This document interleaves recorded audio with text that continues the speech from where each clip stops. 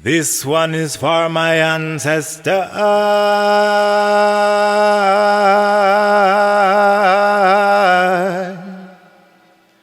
I feel them on my shoulder.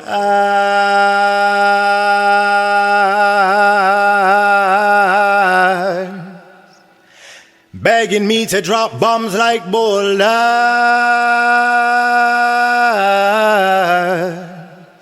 As a cultural molder. They insist that I use my gifts as a lyricist to bear witness to the past, present, and future of African greatness, and always place emphasis on the beauty of blackness. I never digress into the common connotation of my color with slackness. Tell the people the truth, not petty myths like Loch Ness. Direct them to the proof of an African genesis and be a portal through which they insist that I use my gifts as a lyricist to bear witness to the past, present, and future of African greatness, and always place emphasis on the beauty of blackness. I never digress into the common connotation of my color with slackness. Tell the people the truth, not petty myths like Loch Ness. Direct them to the proof of an African genesis and be a portal through which they can access the inner emperor and the inner empress, because it's the duty of every man and every woman to manifest God in flesh. So we honor the body, the Ori, and the Ruach Kodesh. We say Hetep Shalom, Assalamu Alaikum, Jah bless cause this poem and all the rest are for the ancestors. Go right on, my brother. Yeah, greetings, everybody in Zoom. And this is a very, very important time that we're living in. And we as Africans, and particularly the government of the UNIA-ACL RC 2020, which is very serious about continuing the legacy of our ancestors and also carrying on works of Marcus Mosiah Garvey, Amy Jocks Garvey, and so many others. We are in the middle of a high executive council meeting, and we are happy to come to you with this evening format on African health and wellness. So without any further ado, I'm going to do a little brief opening and we're going to get right into it. Tonight is going to be a special night because several of the presenters happen to be a sister and a brother and others, but a sister and brother grew up in Banneker City, where I grew up here, and some people call it Watch Shaitan, but we call it Banneker City on the positive side. And yeah, it's some African people that have been here for many, many years, and we're gonna be here for a while, but Africa is our home. So without any further ado, we know princes shall come out of Egypt. Kemet, Ethiopia shall soon stretch forth her hands unto God. Except the Lord builds the house, their labor is but lost that build it. Except the Lord keep the city, the watchman wake up in vain.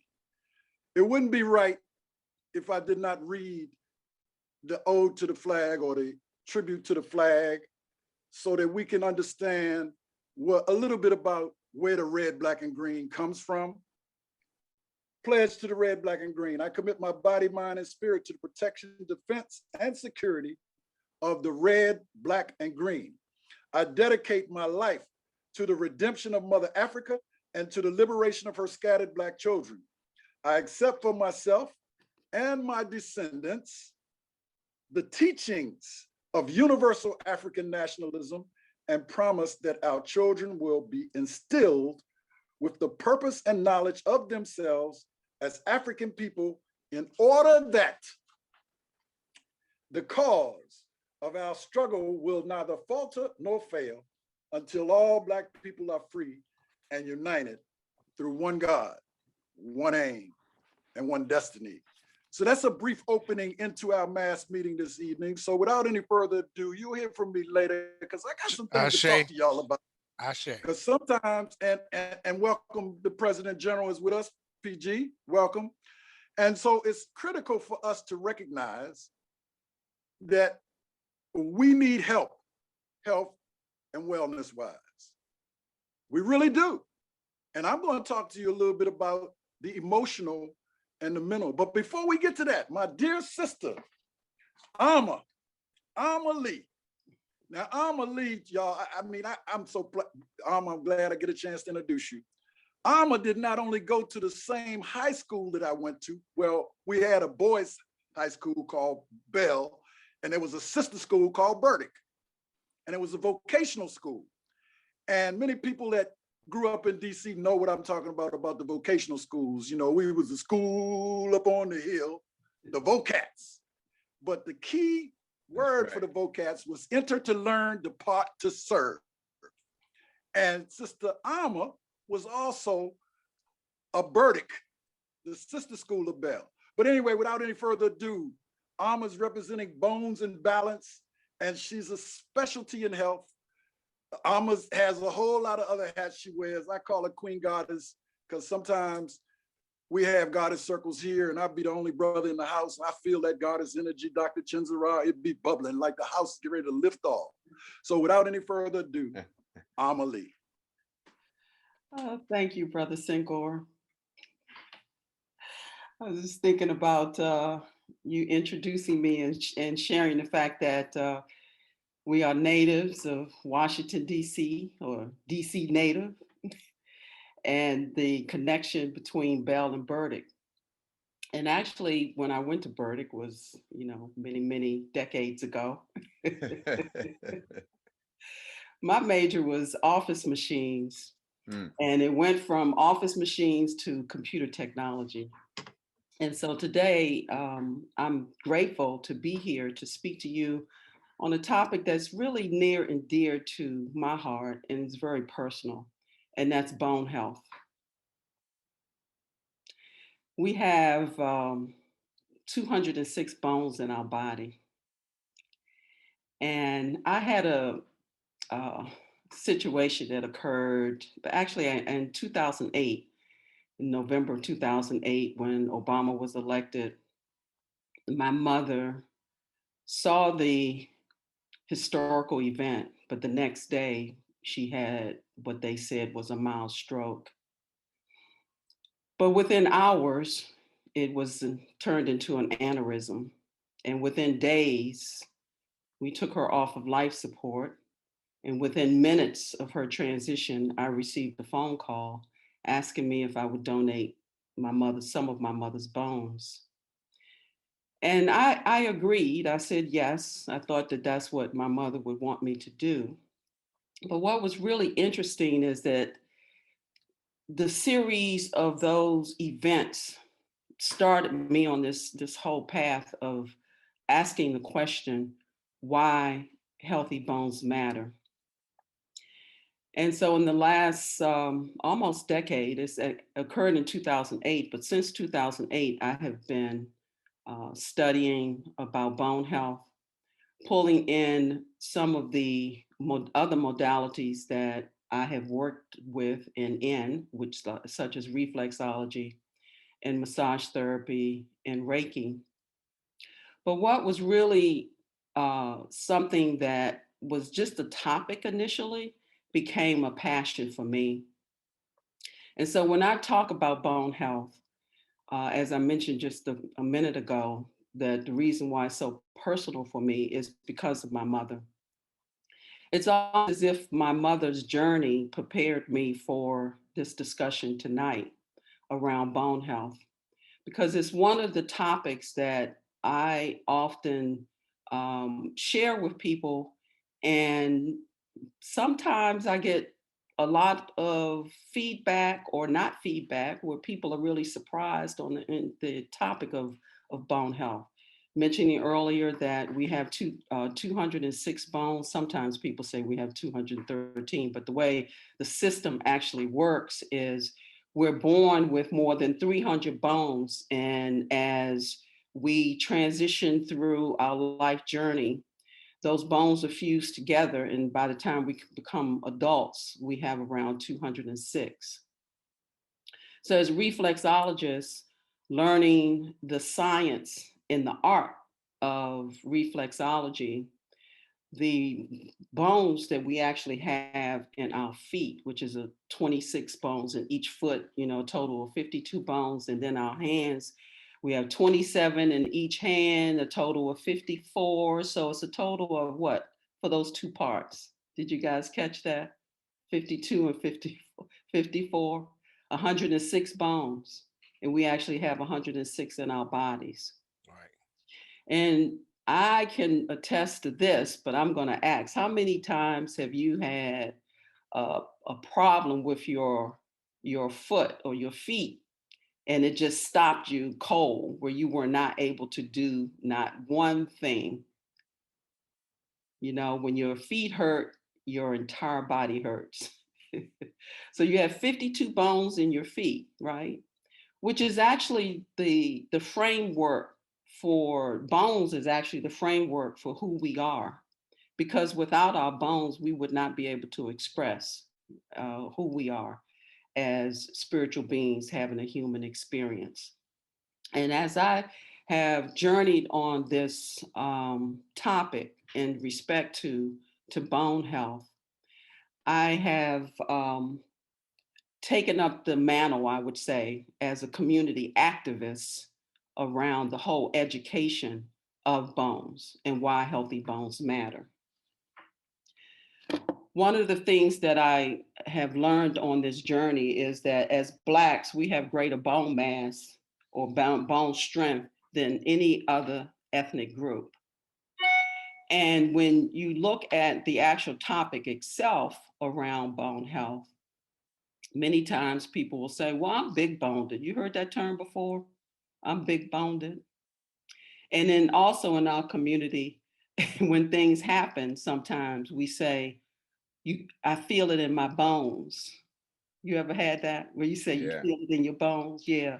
You know, dancing, movement, walking, you know, I can remember once several years ago, I had some kind of virus, and I felt that virus attack me, and I went right to my bones, you know. So the spiritual aspect of bone health is so vital and so important, and it's a topic that we need to continue to talk about, because one of the things that we are dealing with, particularly with this COVID-19 virus, and the attack of the immune system, is that our bones play a major factor in keeping the immune system active and healthy.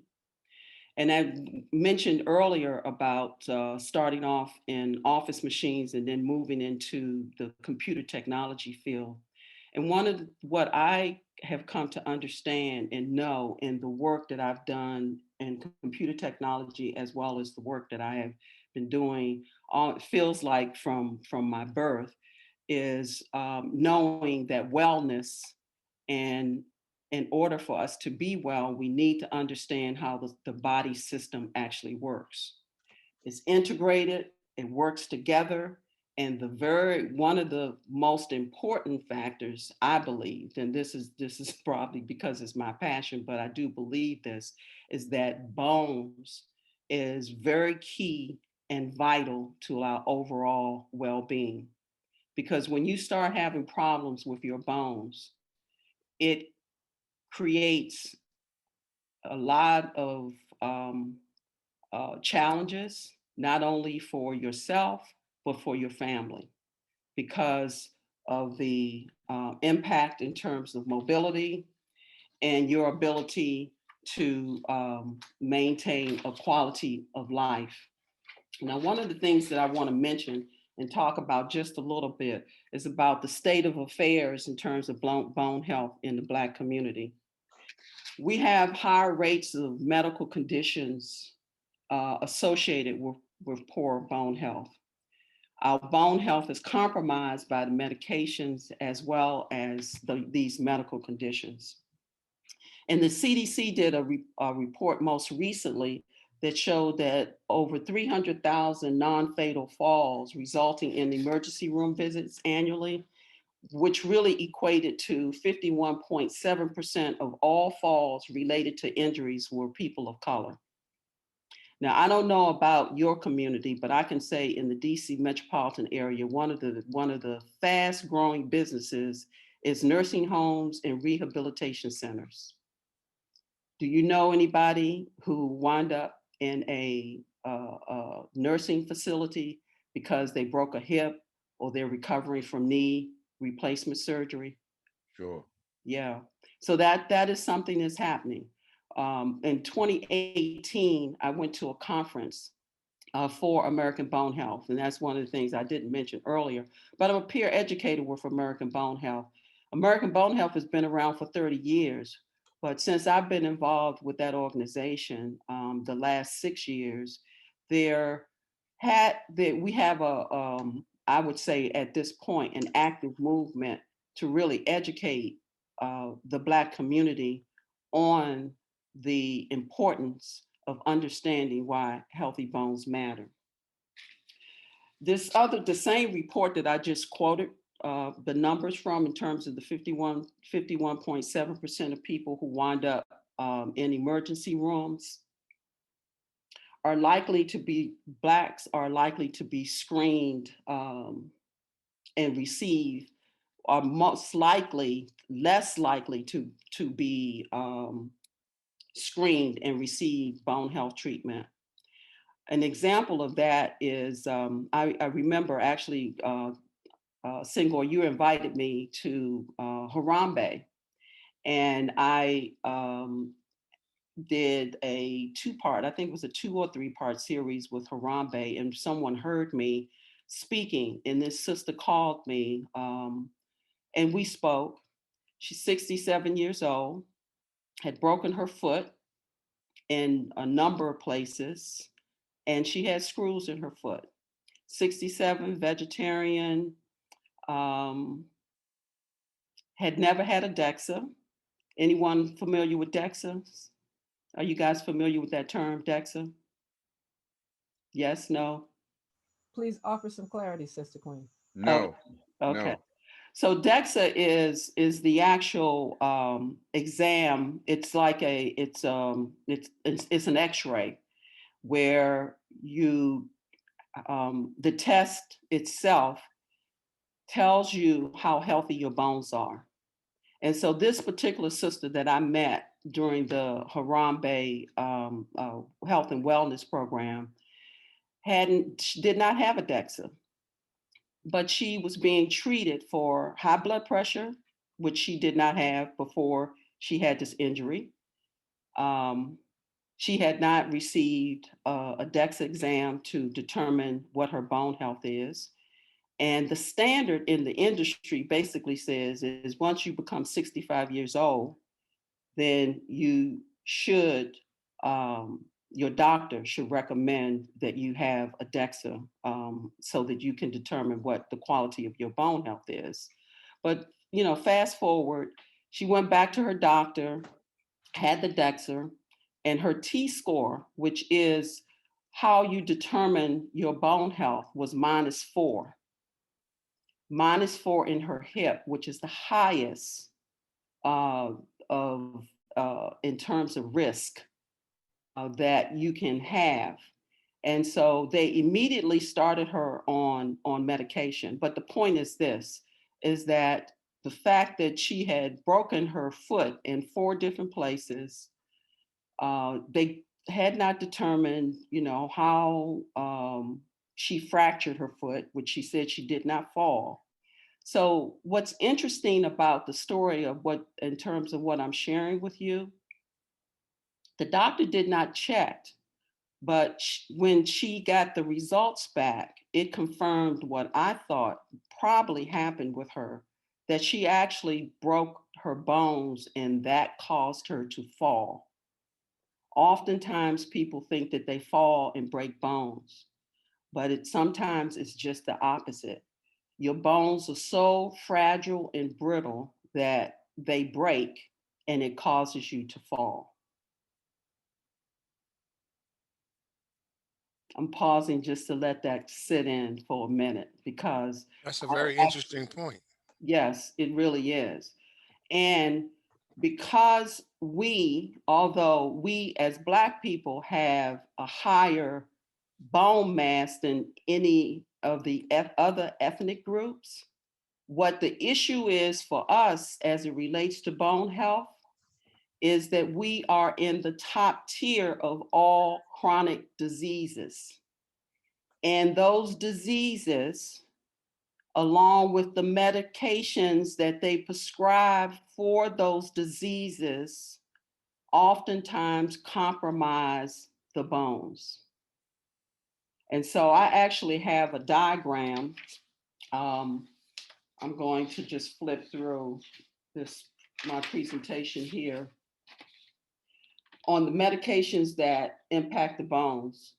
So steroids are used, is a common use in our community, dealing with arthritis or asthma or Crohn's disease. So I'm sure that you probably know someone who has been treated with a steroid. What steroids do, the medications associated with steroids, affects the bone building process. What I found as a peer educator is that from the time that we are born till we die, we are creating bones, new bone cells. And the body is so awesome. God has created such an awesome machine that we go through this process of developing, and what we need, we go through this process of what they call remodeling. So you're building new bone cells and you're getting rid of the old. So what you don't need is removed from your system, and what you do need, you want is continuing to be built. So from a bone health perspective, just kind of wrapping this up, from a bone health perspective, the bones actually provide, they protect, and they support. So when you start having issues with your bones, and you know, this in this industry, one of the things that they talk about is the fact that osteoporosis is a silent disease, and oftentimes you don't know that you even have osteoporosis. Like the example that I was giving earlier with the sister, she did have osteoporosis, and she was at the highest level of risk in terms of fracturing a bone. I mean, you can actually sneeze and fracture bones, right? But the point is that because we are not educated in our community around the integration of how all of the systems work together, specifically the bones, given being the framework for who we are, because the bones is creating red blood cells, supporting the immune system, supports the respiratory system, the muscular system. You know, without the bones, the muscles attached to the bones, which cause movement. And so when you start having issues with your bones, then it creates a situation where it can jeopardize and change your life, where you wind up finding yourself not being able to take care of yourself. The quality of your life diminishes, and the worst thing that can happen is that you wind up having to go to one of those nursing homes or rehabilitation centers, and we know what the outcome is with that. The stats as it relates to us, we have less osteoporosis in our community, but the outcomes when people do have bone health issues is far greater than any other ethnic group that there is. And so this message around bone health, if you have diabetes, hypertension, cancer, are you on blood thinners, many of those medications, as I mentioned earlier, impacts the body's remodeling process. And so any interference with that creates a situation where you are at a higher risk for fracture. And so just to wrap it up, with all these Zoom calls that we're having, the one thing that we can do, and I challenge each person on this call, is to stand up. You know, like for every call that you're on, if it's more than 30 minutes, you need to say, let's stand up. You stand up and you sit down, because standing up is very important. Any form of movement where your feet is hitting the ground, dancing, volleyball, basketball, any form of movement helps to create new bone cells. You're building your bone cells. But when you sit, you actually compromise your bones. So this is my challenge to our community is that we need to understand that we are designed to move, and we need to start to move, keep the circulation increasing, and do our best to support our families and our communities on this whole topic around bone health. And understanding now, my last point on this is understanding that in 2018, the industry was an $8 to $10 billion industry, but they said by 2024, it will be a $25 billion industry.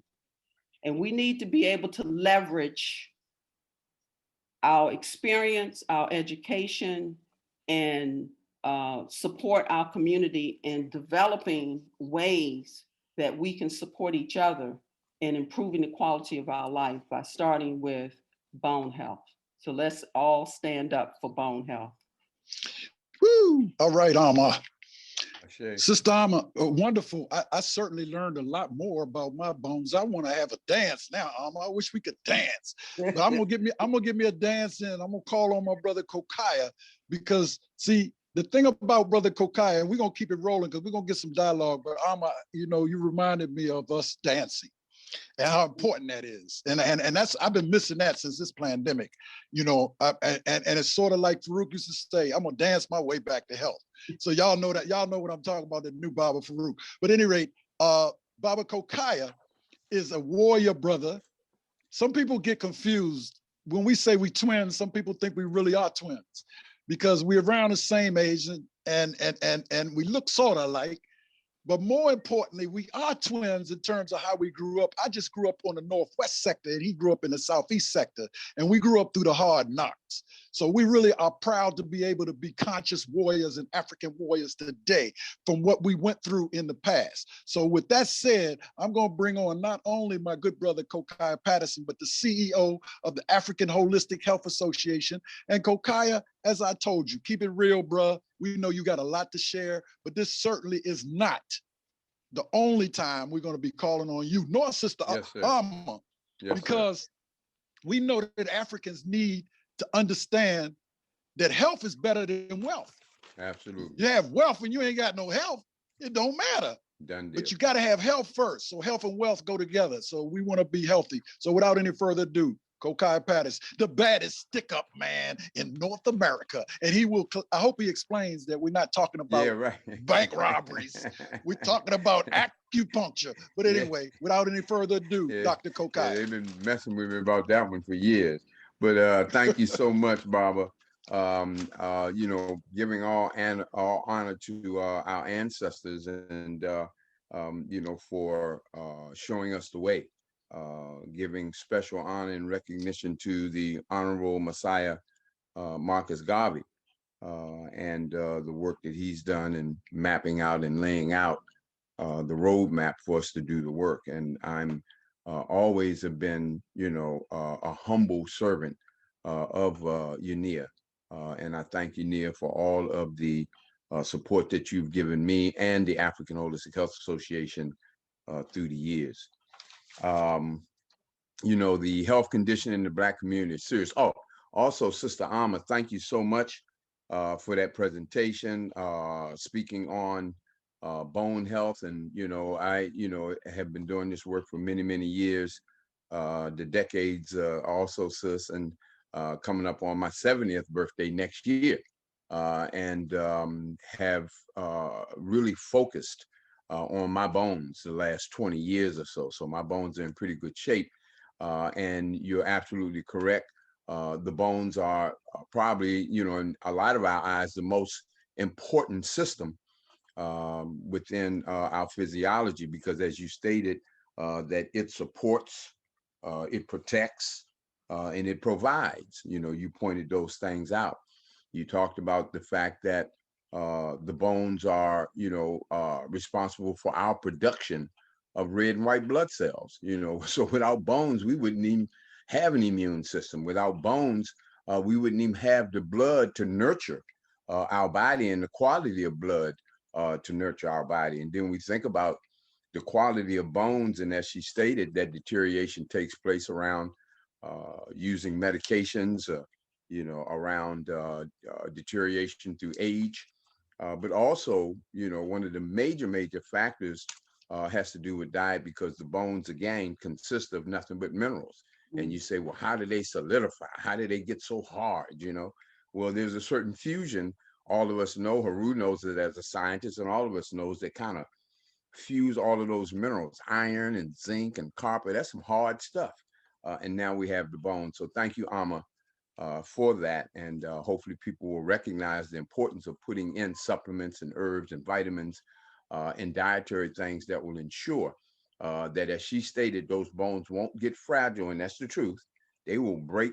Somebody's 60, 70 years old and they walking and brains are just, bones are just cracking and breaking because of that deficiency, and people not nurturing those bones, and a person will fall and they'll assume that it was a break. So she's very, very clear in terms of passing that information to y'all. Thank you again, Amma, for that. It's important for us to recognize that Black people have always needed what I call a holistic approach. A holistic approach.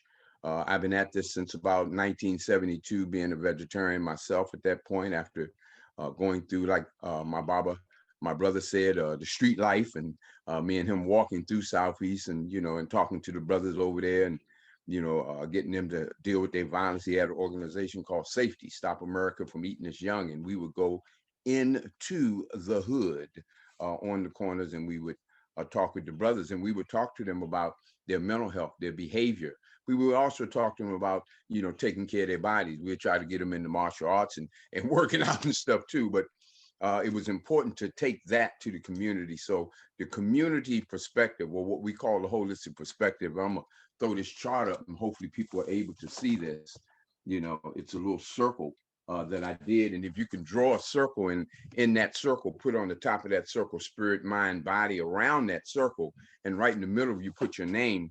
Any issue that we address, bone health, high blood pressure, diabetes. And as she also stated, we're number one with some of the most devastating ailments in this country. We're number one in DC with high blood pressure per capita, number one in DC with diabetes, number one in DC with asthma and respiratory conditions. And a lot of that, we must clearly understand is emotional, psychological, and spiritual. I'm talking about the asthma, because you have a lot of young people who have asthma, 4 years old, 5 years old, 8 years old, and they go right on up into it and continue with the asthma. Asthma is associated with the emotion of grief, sadness, loneliness, separation anxiety. So all of these children are what? No daddies. There's only one out of every whatever houses that got a daddy in it. So you got 10 houses, 9 of them ain't got a daddy in it, as it relates to the Black community. So there's separation anxiety and grief and sadness and loss that Black children deal with all the time. But because we don't know this, because we haven't associated this with slavery, Dr. Welsing and other mental health specialists understand this. When we talk about slavery and how that separation has squashed our spirit, now we see it actually, manifesting into physiological, what they call physiological illnesses or diseases. We call them imbalances or health imbalances. So emotionally speaking, we must make sure that our children, as we educate them about bone health, as we educate them about digestive health, check your children, make sure that they're doing more than one bowel movement a day. They got to be doing 3 or 4. We got to look at the quality of those bowels. So when we're working with the holistic process, then we're going to be inclusive, number one, of all of the body. As Amma stated, we have to really understand all of the systems. We will be inclusive of, our diet, our mindset, what we're doing as it relates to our breathing, what we're doing as it relates to our sleep. But again, these are the things that have been taken away from us over 500 years of slavery. These were practices that we did ongoingly in Africa. I, found out years ago, maybe 30 years ago, 40 years ago, talking with my brother Tayari Cassell, who was the head Sifu for the African Martial Arts Institute, who directed me to the information that led me to get information that validated that acupuncture started in Africa. So all of us know that probably by now, that, you know, they have depictions of it on the papyrus papers. They actually have depictions of cupping, what is becoming more popular nowadays, cupping, you know, which was done in Africa using horns, as opposed to now what we see, the glass cups and things that we use when we're doing cupping with acupuncture. So it's important for us to have that perspective. So if I have high blood pressure, if I have diabetes, I'm going to make sure that, number one, my spirit is calm, that I meditate, that I pray, that I sleep, that I'm doing breathing, because I know if my spirit is not calm, my pressure is not going to go down. My pressure is going to stay up. So it's important for me to know that. So in working with our clients, we have to tell our clients what high blood pressure is at. We have to tell our clients what anxiety and, you know, worry and hyperactivity and hypersensitivity, all of these things that call for an individual to have incorporated in their life, you know, a tool that allows them to stay balanced ongoingly, whether they have an illness or not, but as a prevention tool too. So we have to make sure that spirit's calm. And then on the mind side, if the person's worrying, if the person's anxious, if the person's angry and frustrated, overthinking, that's going to keep a certain tension in the body. And one who has high blood pressure, the pressure is not going to go down. So if the spirit is calm, the spirit, of course, can help the mind to address stuff, you know, and help the mind to stay calm as it deals with, you know, and navigates itself, you know, through its daily activities. And then the mind being principled spiritually, having empowering information, will then go over and make the right decisions for the body in terms of what to eat and what not to eat, especially when it comes down to bone health. So when we talk about milk, no, we need to talk about hemp milk. We need to talk about almond milk. We need to talk about things that have much more calcium in them than the regular homogenized, meaning cooked, pasteurized, meaning cooked milk with antibiotics and steroids in it to kill the bacteria and all the other stuff that happens in the process. One of my colleagues, Dr. Ali Muhammad, uses raw milk in his treatment modalities, which is a little bit different, you know, but again, I promote the whole vegetarian process in the healing.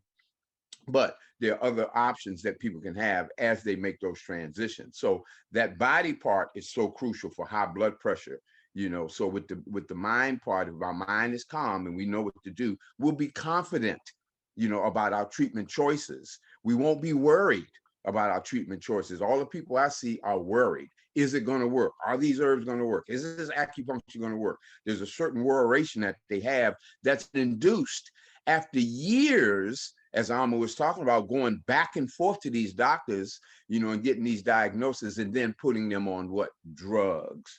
And those drugs will what? Break down the kidney, as she talked about, so many more institutions opening up as a result of physiological failure, you know, with our brothers and sisters, based on, you know, what's happening with them with the medication, you know, a lot of the problems that they're falling victim to.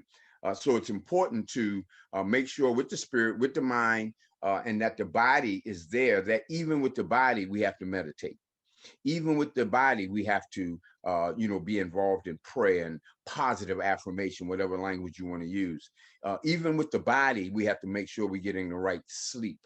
Even with the body, our social interactions, meaning negative energies from other peoples and stuff like, we have to make sure that we deal with in terms of how that, you know, causes us to react based on that stimuli, and how other people will or will not react to us, and how that energy exchange takes place for those of us, and all of us on this line understand that. Then we talk about the diet, you know, what people are actually eating, you know, and then we also talk about the nutrition and the supplements, what herbs, vitamins, and supplements individuals are taking that will fill the void of the food. Because we know that the foods that we get at the Safeway, the Giant, Whole Foods, Moms, Yes, etc. Good quality foods in organic sections, etc. Find some, even the markets, which is your best choice because they pulling it right out of the ground and bringing it right to the street. But again, we got to get these vegetables in. A quick story. Dr. Sabi, who I met back in 1978, my son had cancer, who just left yesterday for acupuncture treatment. That's a long story short. So he was cured back then in 1978. And, I had him up at Howard back in the 80s and maybe in the early 90s.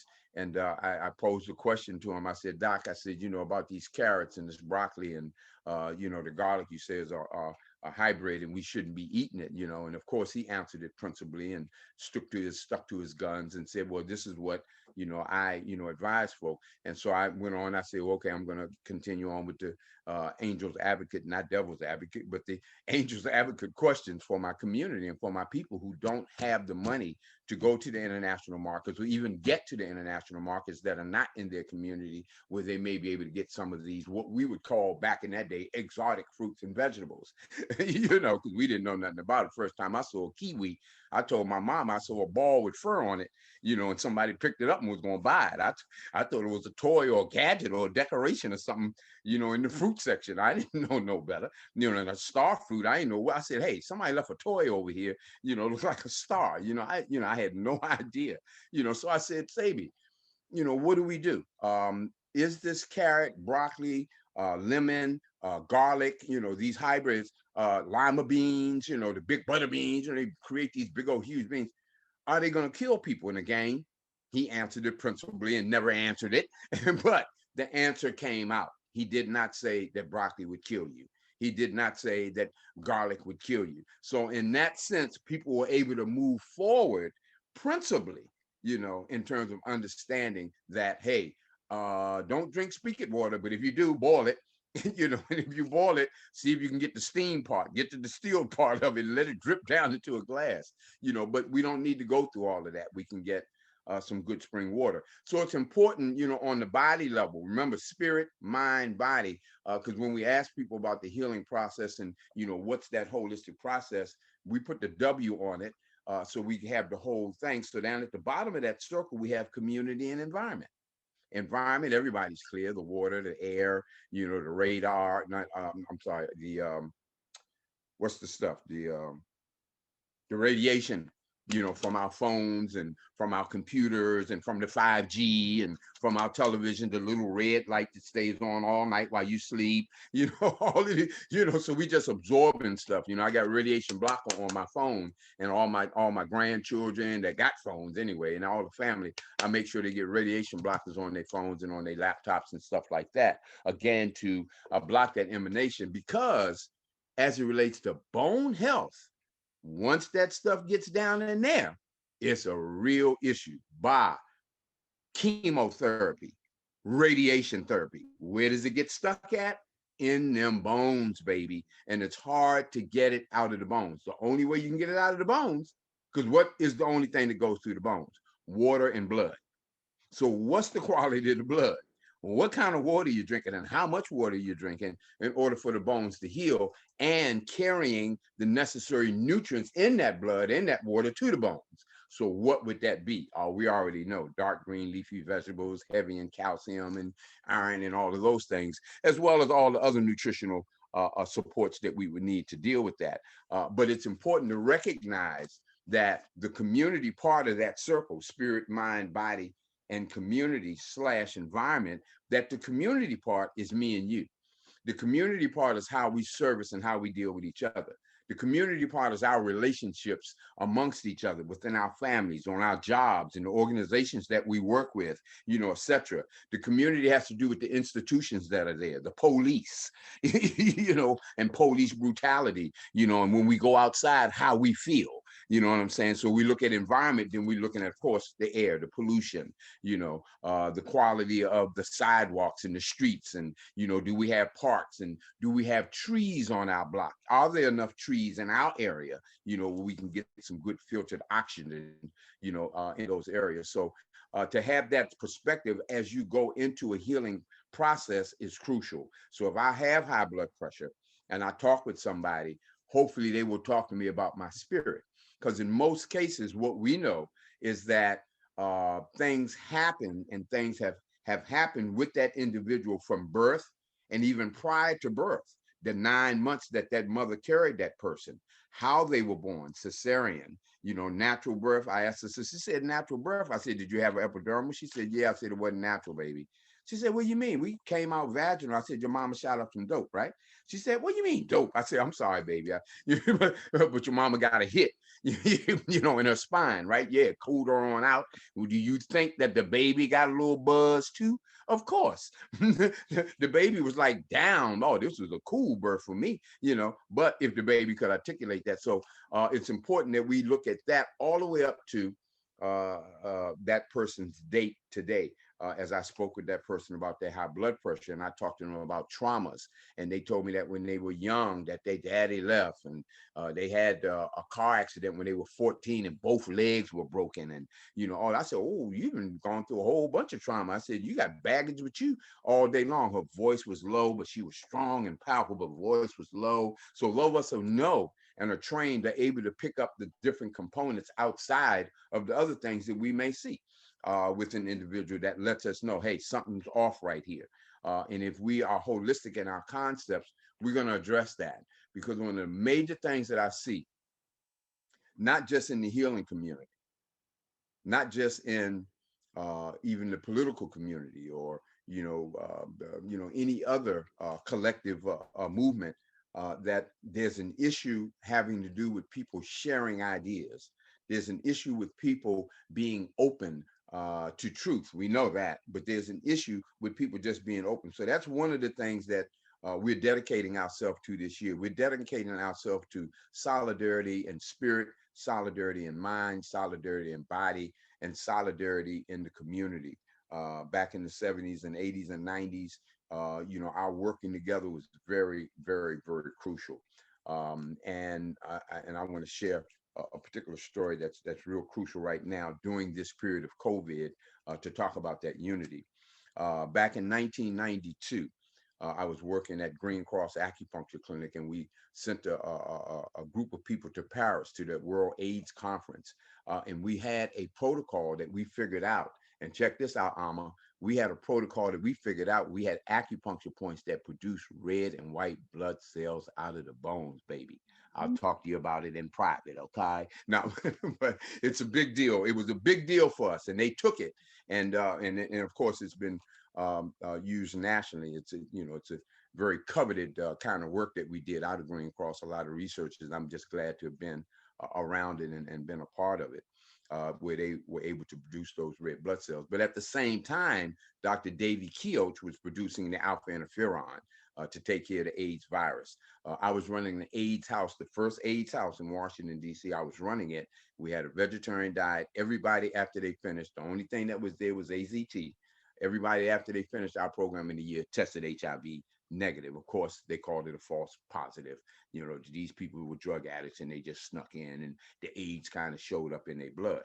Dr. Ali Muhammad got with Dr. Davy Keoch, who came out of Kenya, and had founded the alpha interferon that they developed to treat AIDS. And he was able to use that. Of course, he got attacked ongoingly. They trapped one of his shipments and didn't let it go. Of course, he didn't use it because they probably tainted it, but continued to use the alpha interferon back then. Fast forward, here we are with the beer disease. Everybody knows about the corona beer. We like to call it the beer disease, so we don't give it no energy by calling the name out. So from this point on, y'all, we talking about beer disease. Okay, ain't nobody gonna get drunk after this is over. So we're gonna use that term. So here we have the beer disease. Now we have Dr. Luis Herrera, I think is his name, who was in Cuba, because everybody knows that the Cuban doctors invented and came up with this cure for the covert virus, for the beer disease. They offered it to the knucklehead, the blonde head fool boy, Dump, Hump, whatever his name is, and said, look, Prez, we want to give you this, give you some our test, because the stuff that we doing is proper. Of course, he said, hell no. So we got over 500,000 people dead, as a result of the beer disease. So what the Cubans did, of course, sent, as everybody knows on this line, probably 55 doctors around the world and took this cure to those different countries, even France, which we know France has free medical care. You know, they still racist and done a lot of stuff with Africa. But South America, we know Africa is almost zero, you know, in terms of what's going on over there, but was able to use it in Australia, London, and Dr. Ali Muhammad made contact with them. Last year in February, he put out an announcement. He put out a call to the Black community. Hey, y'all, we have the alpha interferon. We have the cure. Now, we know you can't tout the word cure unless you're ready to rumble, unless you're ready to duck and dodge, because they will come and get you, lock you up, try to kill you, just like Dr. Sebi. But with Dr. Ali Muhammad, he has the Nation of Islam behind him, so they're not going to touch him. So he's able to do that. He's a medical doctor. He can do that. So he put that call out to all Black doctors. Only a handful answered, and this was in February. I was one of the people who answered. 5 or 6 months later, the nation and his organization asked me to be one of the official distributors for this alpha interferon family. This alpha interferon has been curing the beer disease like wildflower. 2 sprays in the mouth, it's a dead situation. So that's something that we have to get deeper into the community, because of course they're going to want people to take the vaccines, and which we know is killing people. They're not putting the information out. I have a friend who worked in a hospital. She said people are fainting and dropping on the floor and having to be hospitalized right there in the hospital from taking the shot. So again, they're blocking, you know, all of this information, you know, from coming out. 2 more minutes, Kokayi. Two more you. minutes. Got you. Okay, so they're blocking all this information from coming out. So if anybody is wanting to get with that, please let me know. We have what's called the Your Immunity Project. And that Your Immunity Project is all over the world in the Black community as we're spreading it and taking it into the hood to do that work. Last but not least, it's important to have protocols that are prophylactic that can really address a lot of our problems. That one particular protocol is the acupuncture detox protocol. They call me, you know, the stick-up kid and so forth. Well, I was taught by Dr. Mutulu Shakur, who gave me my first treatment in 1972. Please go to drmutuluShakur.com and please sign the compassionate release form for Dr. Shakur. He had an ulcer down to his bone. They healed that. Then he came up with bone cancer, which means they shot the cancer in his bone when they had that opportunity. He was able to whip the bone cancer. Cancer still ravaged his body. He did stem cell. He was able to successfully complete stem cell. After stem cell, he came down with the beer disease after that, and was down and out for a while. I just talked to him a couple of days ago. He sounds absolutely fantabulous, you know, and the work that is being done with the Acupuncture Detox Specialist Collective, where we are going around the country.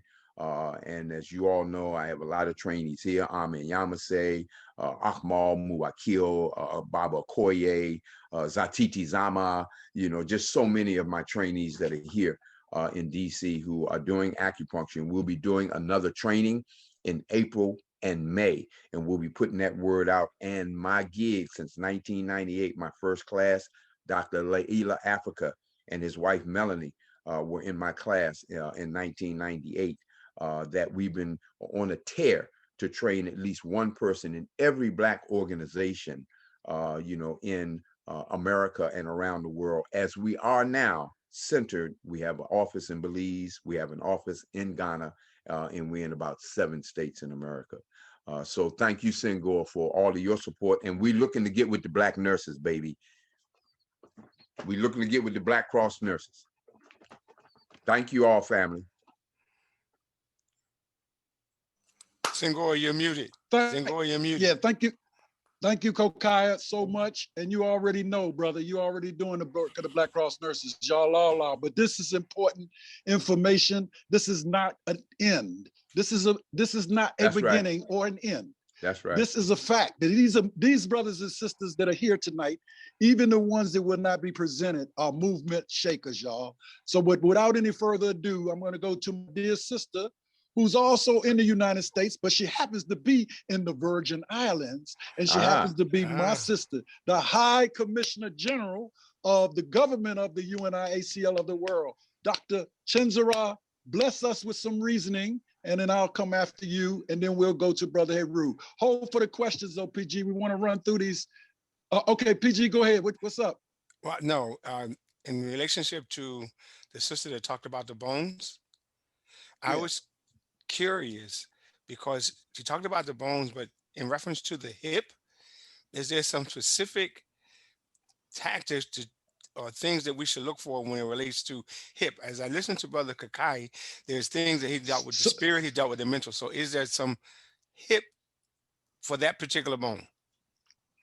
And she doesn't have to answer me now. She can just answer later on. You don't have to stop for that. No, PG. We're gonna have a discussion as soon as we hear all the presentations. We're gonna have that discussion. That's a very That's a very, that's a very key point. But anyway, I want to get Dr. ChenziRa and I, who probably won't take as long as our other presenters did, but we certainly want to touch on some other areas because y'all, Sister Alma, Baba Kokayi, y'all knocked it out the park. But we still got to hear from Dr. ChenziRa. So without any further ado, Dr. ChenziRa. Yes. I am so full that right this second, I am full. I was ready to look at the slides that Brother Heru was going to bring forward. So let me navigate this very clearly for the family. First and foremost, it is always an honor and a privilege for us to have these types of conversations around healing, around wellness, and being scientific and being able to bring arts that bring the science into full fusion so that we can be able to talk about the bones and talk about the muscles and talk about the wellness in a level of water and talk about the breathing. Like for me, I spend a significant amount of time around the breath in terms of using Adianka as a form to, in the midst of everything that's going on, all of this chaos, all of this stress, like stress exponentially and then exponentially again. So breathing, something as simple as what our beloved Sister Queen, healer, scientist, Alma brought to the table. So I'm going to start with following instructions. It's 30 minutes. I'm going to lean my screen like so, and I'm going to stand up because I know it didn't move that far. I'm kind of short, but ideally, if we stand up when we're doing some of this work that we're engaged in, if we're doing some movement and being fluid, if we are doing some very deep breathing, and we can do that together while we're here for this time reasoning around African health and wellness. So I encourage everybody, take a very deep breath and hold it for 5. And let it out through your nose.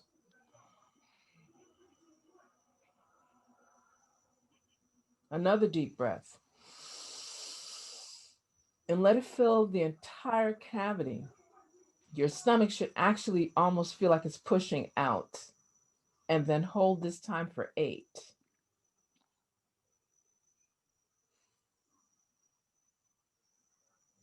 Again, through the nose. And just doing that, if we were to spend some quality time and do that for at least 10 minutes every day, deliberately, with a focus, right? If we increase our water intake, if we increase even the brisk walks that we take, I won't rub it into my brothers and sisters in the 48 contiguous. If you go into the ocean water and swim for 15 minutes or just wade in the water. There's a reason our brothers and sisters sing wade in the water, because it allows for us, our body system that is composed of more than 70% water, to be able to heal from virtually anything. Sometimes it's just going into the sun and taking, and again, controlled, do not like open your eyes in the direct sunlight. We already know the kind of damage that can do to the retina. But I'm speaking of just being able to be basked in some of the sun rays, right? Preferably before 10 o'clock. preferably after 2 o'clock, so you're not getting any of that ozone layer damaging sunlight, right? I speak of these things in a very simplistic context because a lot of my work has been as a naturopath around helping women and their men prepare to have natural birth authentically.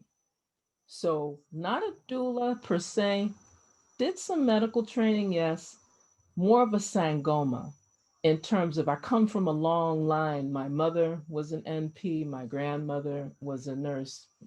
Everybody in the Caribbean went to nursing, some type of science. If you were fortunate, you did something in law and education. But in our family line, almost everybody, male, female, engaged in nursing. So everybody, so I knew to carry the pots to do the boiling water, to help with the placenta, to make sure it was buried in the right place, make sure the woman's stomach got rubbed down, all of that from young. So I come to this discussion because while we're in this time of chaos where health and wellness have to be critical in our engagements, have to be critical in our discourse. We have to practice this on a regular. How we eat is as important as where we eat, as important as the time we eat, as important as what we eat. I must say that very clearly because it's all connected. It's definitely all connected. If you're eating under a significant amount of stress, anxiety, tension, feeling all the trauma, you can have the most illustrious, engaging, decorative, raw food, vegan meal, and it'll still hit your gut like acid. So it is better, it is much better for you to make sure that your body's mindset is prepared to even take in that nourishment, or it will just be a waste of a very wonderful meal, right? It's Right. really important that we also think about how we look at air, fire, water, and earth. So when we say air, fire, earth, and water, we're also thinking of a few, right? That's how acronyms help us to remember. So it's important to deal with the breath, keeping the breath at the height. So whether you choose to do yoga to help you, Adyanka to help you, martial arts to help you, dance, and it can be any type of dance. I'm not saying you have to come into a controlled dance class. It may be social dancing, but really rocking so you get the whole aerobic vibration. And you need to remember sometimes if you haven't danced in a while, you might want to stretch. You might want to help the muscles Yeah. of the bones. But it, like Sister Queen Alma said, you want nothing to break. So you might want to do a little arm up. You might kind of hold on, roll beforehand. I mean, not saying that people aren't prepared and ready to work out. I just saying it's good to like prepare your body. It's also from air and fire. That's why I said about the breaths, taking the deep breaths, doing them slow. Sometimes we do fire breaths. It's good to get your body system in a space where you can create warmth around your body frame. It allows for your central nervous system, your autonomic nervous system to get back in synchronization for your body's balance. Just like we have macrocosmic orbits and energy that works around us, we have macrocosmic orbits that go in that differing sphere around our body system. Let me break that up. You know, when you walk into someone's house and you just feel the vibe that you need to be there? Okay, microcosmic. You ever go in a situation and you kind of like got to roll back, step back for a second? Macrocosmic, because your body is feeling the energetics of where your space is, how you are welcomed or not. So it's very important that we look at that again: air, fire, earth. It's very important to be grounded. Sometimes when you are working, if you do a lot of desk work or sitting, it's important, yes, to be grounded, but it's also good sometimes to take off your shoes and your socks and to feel the earth and to just get grounded in the earth. Because the same way we talk about, because people like to use that term chakras, right? In our Kemetic vernacular, we will refer to them as those Aritus, those gateways, those openings. And an Aritu is connected to Ari, which is connected to breathing. So you're asking for that clarity to open up those 7 openings. And we speak of the 7 from the crown to the root in the body, but then there's another 7 above that are allowing you to really open up into space around you to help you with healing. And there's also 7 that ground you below your root to the ground, to the earth. And it's very important.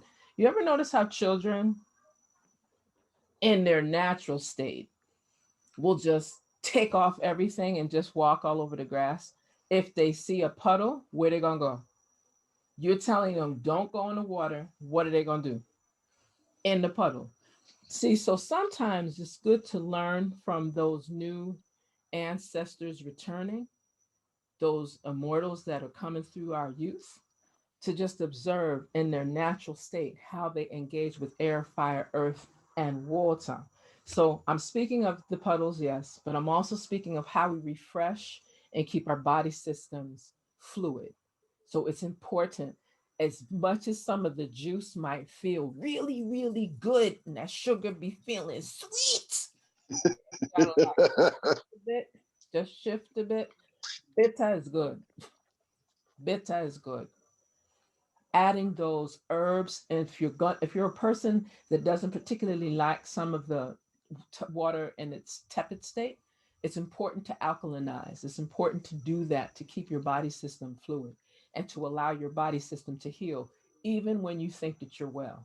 Even if you are having movements, as Dr. Kokayi shared earlier, and you're having movements, you still want to make sure that you keep your body even more fluid, especially when we have all these external environmental issues manifesting around us and taking our energy away from that space of our wellness, of our balance, of our healing.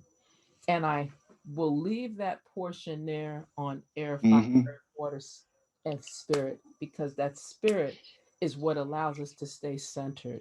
So if we're doing what we're doing with some degree of regularity, if you add a disciplined approach to how you engage, if you are making sure that you are working with a healthcare practitioner that is knowledgeable, experienced, and wise, not just knowledge, experienced, and licensed, knowledge, experience, license, and wise. I need to add that because some persons may have the credentials, but they're not necessarily working with the holistic approach to really help you to stay in a space of healing and in a space of wellness. Yeah, And with that, I just give thanks, and I'm looking forward to sharing.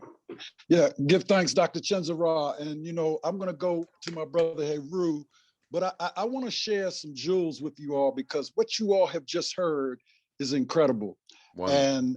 And let's be very clear that these are brothers and sisters that are working not only for ourselves, not only for our family, not only for our community, not only for our nations, not only for Africa, not only for Africans, but for generations that are coming.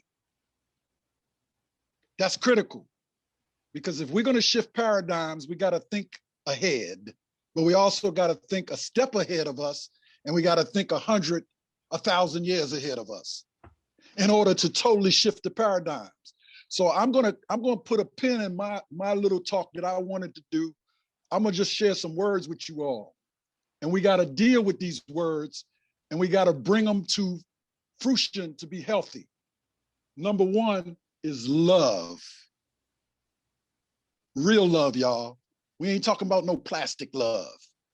And we're not just talking about conditional love. And we're not just talking about personal love. We need to love each other. Love your brother, love your sister, love your mother, love your children. Back to health again. And consciousness, raise it. Another word, family. We got to get back to real family. Not eat your microwave dinner over there and he eat his microwave dinner over there. Sit down and eat some dinner together as family. Get back to the basics, y'all. You think our ancestors that went through all that they went through through the so-called transatlantic slave trade and the sacrifices. We got here. Now we got to make sure that our children down the road don't keep breaking away from family. In other words, fear. Get rid of all fear. Get rid of all fear. Oh yeah, everybody say, well, how can you do that? Love. Put your vibration into the Most High and love, and you can get rid of fear. Because we know in the African tradition, what you say, Amma? We are spiritual beings having a human experience, not the other way around. So once our human experience is done, we're going to have a spiritual experience on another level. So heal yourself on this physical level and prepare yourself for when you get to the next level, so it'll be smoother and more in tune with the universe. That's another word I'm going to leave you, and then I'm going to ask Heru to lift us up, and then we're going to do round robin. Sex. Dr. Neely Fulter said something today on the radio on WL about sex. It was so powerful. You know, they always talk about how African people are so sexy. Well, Yorugu has figured out a way how to even cross up our sex life. Sex was based around procreation, not based around nothing else. That's what the gift the Creator gave us. That, oh yeah, it's great, feels good, all of that. But now we want to turn it all kinds of ways. I'm gonna let y'all deal with that one. I'm not gonna go into detail. But the more you turn it away from what it was originally intended to be, you don't have procreation. Think about that. We got to get back to health, and we got to get back to the righteousness of why we were created. So without any further ado, Brother Heru, you want to share with us? Yes, I will share my screen.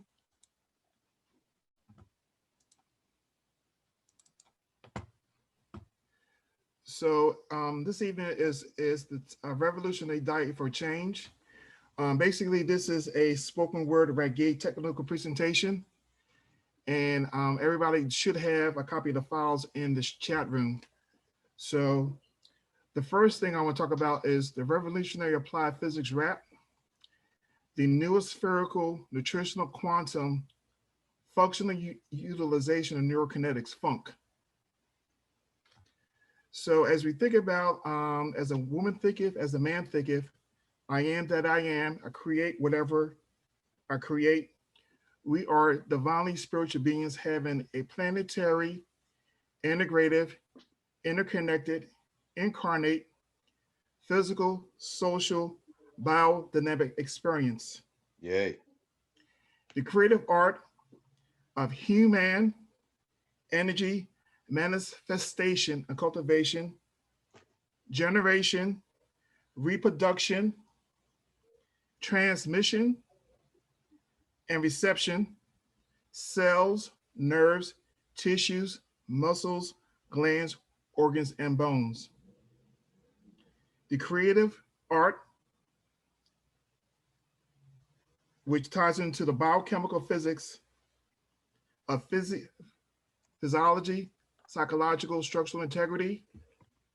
It is the processing, filtering, manufacturing, and transportation, the energetic, entropic information processing of the five senses, sight, hearing, taste, smell, and touch, the endocrine, heart, mind, geointestinal tract.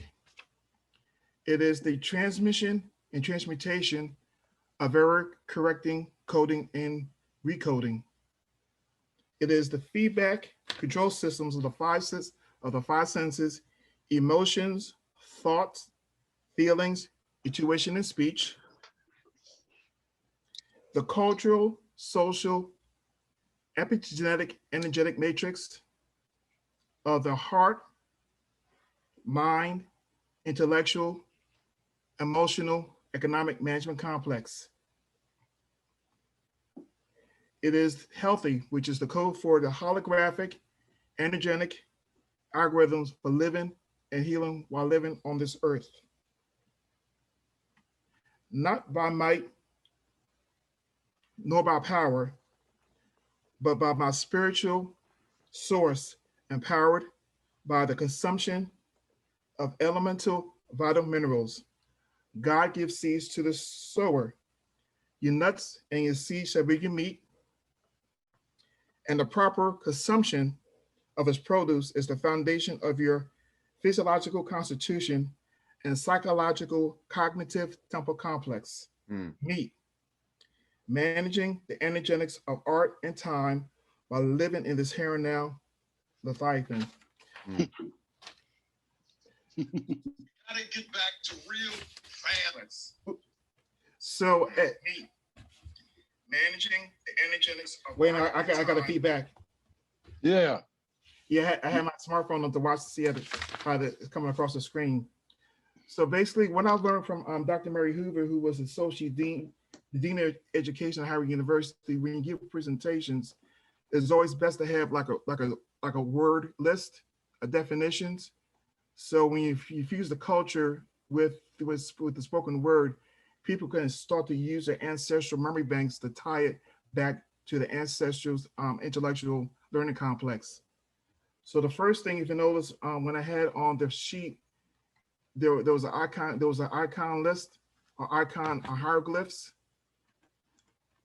of the first one is the Akubin, which is the war horn symbol of vigilance, wariness, and Akubin is a horn used to sound a battle cry. The next one is the Nkrumah, is chief of the Jukna symbols of greatness, charisma, and leadership. And it says it has been played a role in designing of other symbols. The next one talk about is Sankofa, returning, getting the symbol of importance of learning from the past. I want to skip down to the yin and yang symbol. Describes how seemingly opposite or contrary forces may be complementary, interconnected, and interdependent in the natural world, as they may give rise to each other as they interrelate to one another. The next, if you see, is the right eye, a Ra, which represents the factual information controlled by the left brain, deals with words, letters, and numbers, those which are described in terms of sentences or complete thoughts. That's why when we were invaded, the invaders usually separate you from your languages, from your symbols. And then you have the Ankh, which represents a wave traveling at infinite time and speed, headed, separating the darkness and light, creates a hidden evolutionary train of events.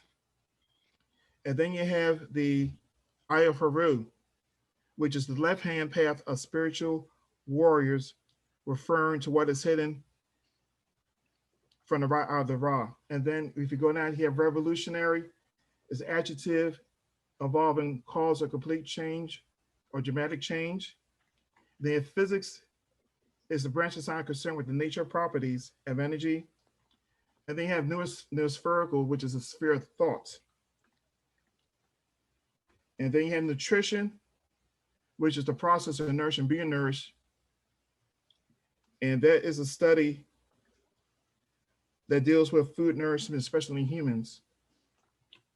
And then another word is the neurokinetics.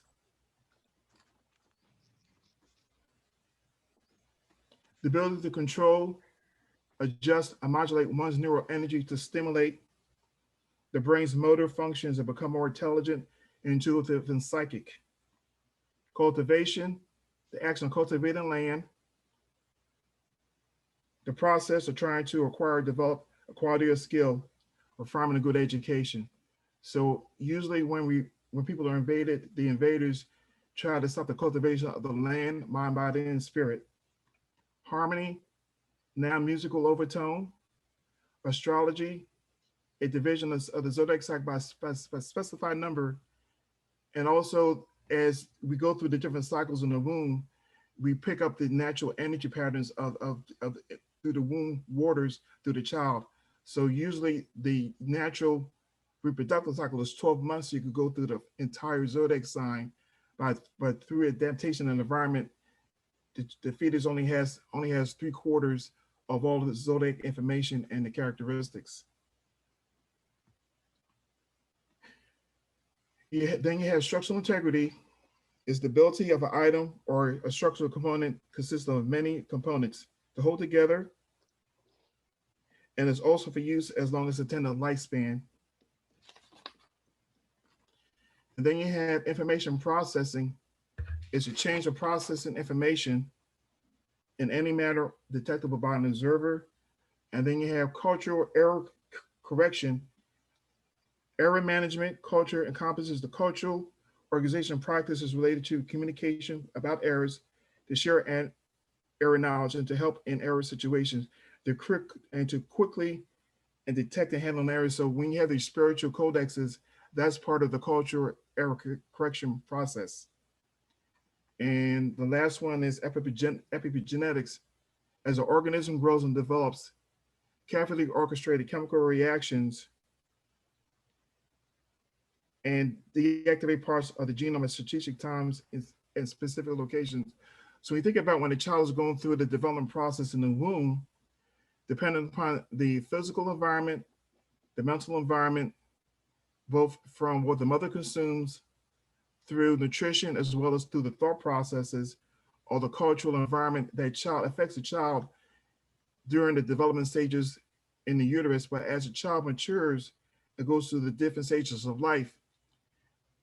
Depending upon the coding that the child was exposed to, that will actually alternate the chemical structure, the physical structure, and the constitution of the child, both in the physical mind, body, and physical body, the mind, and the spiritual expression as they go through the different stages of life.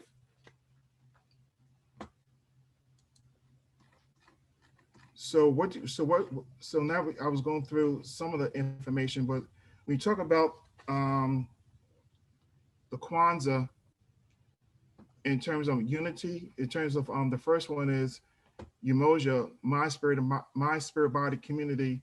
You have all these different elements to tie together to create the physical, the mental, and emotional state of being using the chemistry, thoughts, of emotion.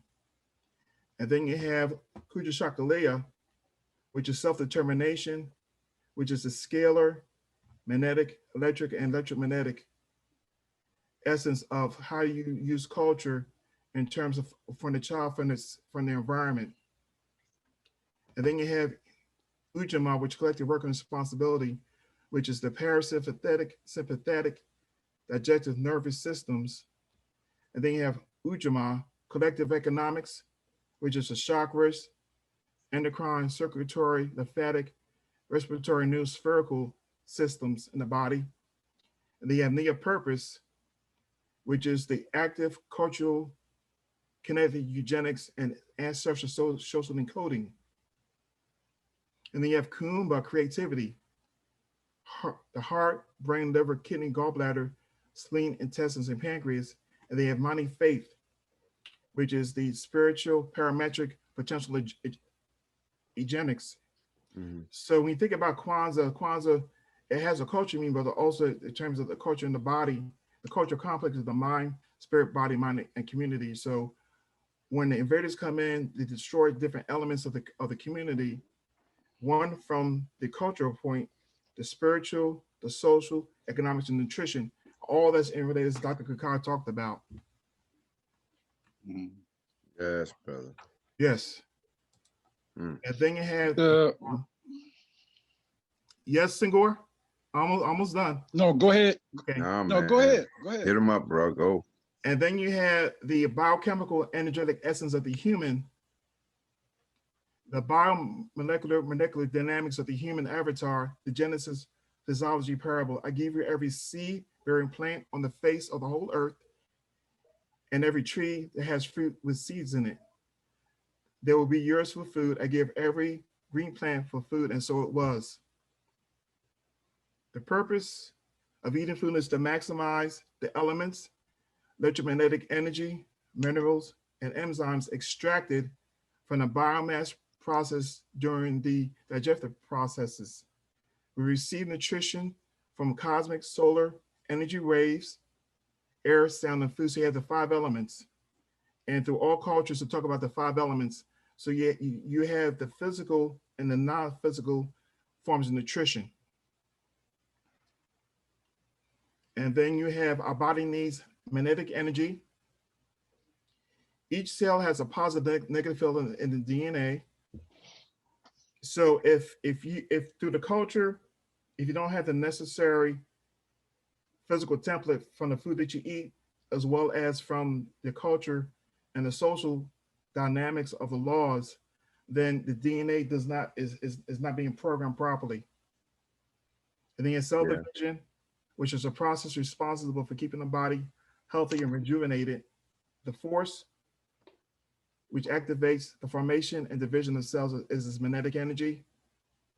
The proper function and interaction of all organs in the body depends on the constant presence of aquatic magnetic energy. And magnetism is essential for the body's electromagnetic activity, which plays a major role part in health. So when the sister talked about the bone health, there's the old saying that the ancestor lives in the bone. Yeah. So you have the blood that travels through the bone, and then you have the ancestral information that's being transmitted through the blood, through the bones, in the essence of the waters. Mm-hmm. And then if you look at this, if you look over here, this over here is the energy mappings of the body. So you have the different chakra systems, and then you have the which also, if you take the geometric points of these of the interwoven sinusoidal waves, that's a tree of life in the body. Mm-hmm. So our ancestors had wisdom and knowledge of how the physiology of the body, but the spiritual and physics anatomy of the body. And then the heart is more powerful than the brain, is about 100 times stronger and electrically up to 5,000 magnetically stronger than the brain. Mm. The heart is one of the first organs that is formed in the womb. And that's also part of the gateway, along connected with the throat from the ancestral realm. And then you have the physical part and the light coding of the brain.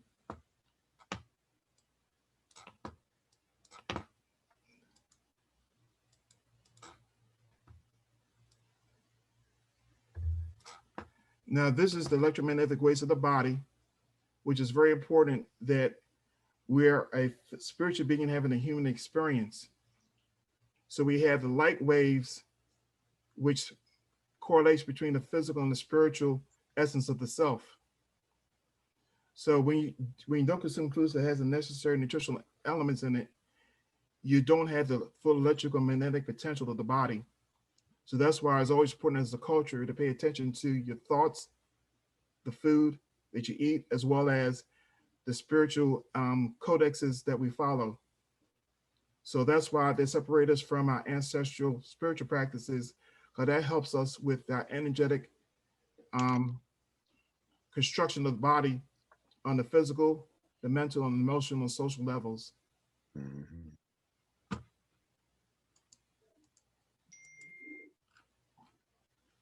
And then you have the golden ratio in the body. So the body is a mathematical construct of sacred geometry. Like in nature is geometric as well as the human body. So every cell, every bone, and every process of the bone is based upon mathematics and geometry. So if you look at some of the ancient ancestral hieroglyphs, as well as a statue, all of them use a sacred geometry to create representation of the body in its physical anatomy and the psychological anatomy as well.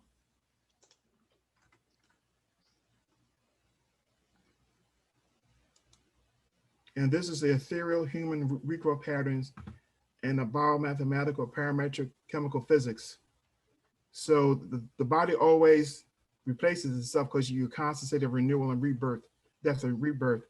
But if you don't have the proper nutrition, or if you're stressed out through the different social stress factors and economic stress factors, then the body cannot properly recreate itself through the natural recreation process. Because we are thorough beings having a human experience, and based upon how we reproduce ourselves constantly within every second, every hour, every year, we cannot have a full expression of ourselves through our genetic and cultural physiology and psychology as well.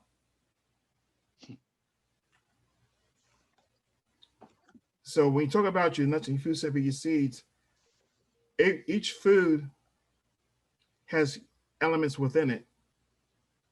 And also for the presenters, like I said, if you check your chat room, all these files are in your chat room, so you can look at this later on. So one of the reasons why you think about the fast food deserts, a lot of the foods that we consume that's been processed, they deliberately don't have the proper food elements in it, the vitamins and minerals. Right. So when you process the foods, they use fillers in the foods to give the full essentials and the taste. Mm-hmm. So when you think, if you think about potato chips, why people crave it because of salty, they have chemicals in it. So when the chemicals crosses the sensors on the tongue, as well as through the smell, it fools the body thinking that you're consuming the natural elements in the food, but it's actually chemical synthesis. So when people have all these problems with blood pressure, stress factors, you don't have the necessary minerals in the food that the body needs to handle those processes, the response factors in the physical, Right. the emotional, and cultural and mental environments. Yes. So that's why it's very important. We have to, Barbara Duno talk about there's no culture without agriculture. Since we're physical beings having a human experience, we have to go back to the land and work in partnership with the forces of Mother Nature to produce the food so we can get the elements, but also be caretakers of the land so we can make sure that the land has its proper ecology in it. Otherwise, we can't have our full physical expression in the physical form. All right. So we already covered this already. I think I have one more. So Yeah. Okay. yeah. So in closing, we're just that we depend upon the human, cosmic, and physical planetary elements, structure, and functional integrity. For the cells, the nerves, the tissue, organs, and glands, we have the social, cultural, epigenetic, DNA genetic programming, and then fluid mechanics of the body. We have aqua electrics, aqua magnetism, the lymphatic system, circulatory system, the kidneys, and the geointestinal tract. You have the processing filtering of all organs in the body, and hormonal system, reproductive systems. And then we have the spiritual, scalar, hyperdimensional space-time matrix, the cosmic, planetary, time-space complex. The spiritual, ethereal, agricultural, social matrix of wellness. It is our ancestral duty to be the biochemical, parametric, physics deacon and guardians and protectors of our families, communities, genetic repositories of our collective, physiological, psychological, immunological, human, ecological, epigenetic community constitutions. God gives seeds to the sower. The sowers must be the central guardians of the seeds, the produce of the seeds, and the manifest womb soul of the seeds. Ashe, Ashe, Ashe-yo. Right. Thank you, Heru. So, all right, brothers and sisters. Science par excellence. Marcus Garvey, the right excellent of Marcus Garvey says science par excellence. And I know between the 4 presentations that we just heard was certainly spiritual science par excellence. Thank you, Brother Heru, for putting all that information in our consciousness as well as posting it so we can go revisit it, because this has been a university in itself. Now, what I want to do, I want to make sure that everybody knows these links that I'm going to ask everybody to tell people how they can get in contact with you as well as websites. I want to first give out one myself. And I want to make an announcement. Tomorrow, Friday night, Brother Heru Atta will be with us. He also has a website that I am a distributor of products that I highly recommend, and that's www.herbalresults.net. I can't take the time out to type that in. If somebody wants to type that in the chat, fine. Again, herbalresults.net. And all of these products are manufactured and controlled by my brother Heru Atta. Tomorrow night, we may talk a little bit about some health and wellness, but we're going to also talk about healing Mother Africa, sustainable development for sovereignty. As we had a meeting today, which I'm not going to get into a lot of what we discussed, but we definitely understand the land and our life are one. And the person that controls the land, we know Mother Africa is the cradle of civilization of all humanity, controls the destiny of all human beings. So it's important for us to regain control of Mother Africa, but we must do it from a healing perspective. So Mama Amma, I'm going to ask you first. Give us a way people can get in contact with you and get more information, as well as to get some referral and assistance if needed. And then I want Brother Kokayi to do the same, Brother Heru, and Dr. ChenziRa to do the same. Sister Amma. Well, I'll put my email in the chat, but it's bones in like Nancy balance @gmail.com. And my phone number is 843-290-5373. I'll put that in the chat as well. Okay. And thank you so much. We're gonna have a little time, like about 15 minutes before the 10 o'clock hour to reason, but I want to get this information out to all of the people listening. And I want to thank all of the people who have joined us on Facebook. And I want to thank all the people who've joined us in the Zoom. So Baba Kokayi, and also Kokayi, not just how people can get in contact with you, but how they can get in contact with the African Holistic Health Association as well, which you and Heru are both a part of. Could you please share with us? Unmute Baba Kokayi. Unmute Baba Kokayi. Unmute Baba Kokayi. You're muted. I'm off now? There you go. Okay, good. Thank you. Sorry about that, guys. You're good. Sorry about that, family. To get in touch with me as it relates to some of the health projects and getting in touch with Your Immunity Project, you can go to our website at www.cehaw.com. I just put that into the chat. I hope I'm doing it right. And for information around the alpha interferon, a lot of the other health programs and things that we're doing, as well as to set up any consultations, anything like that. The phone number is 202, I'll put that in the chat, 517-4262 for the community.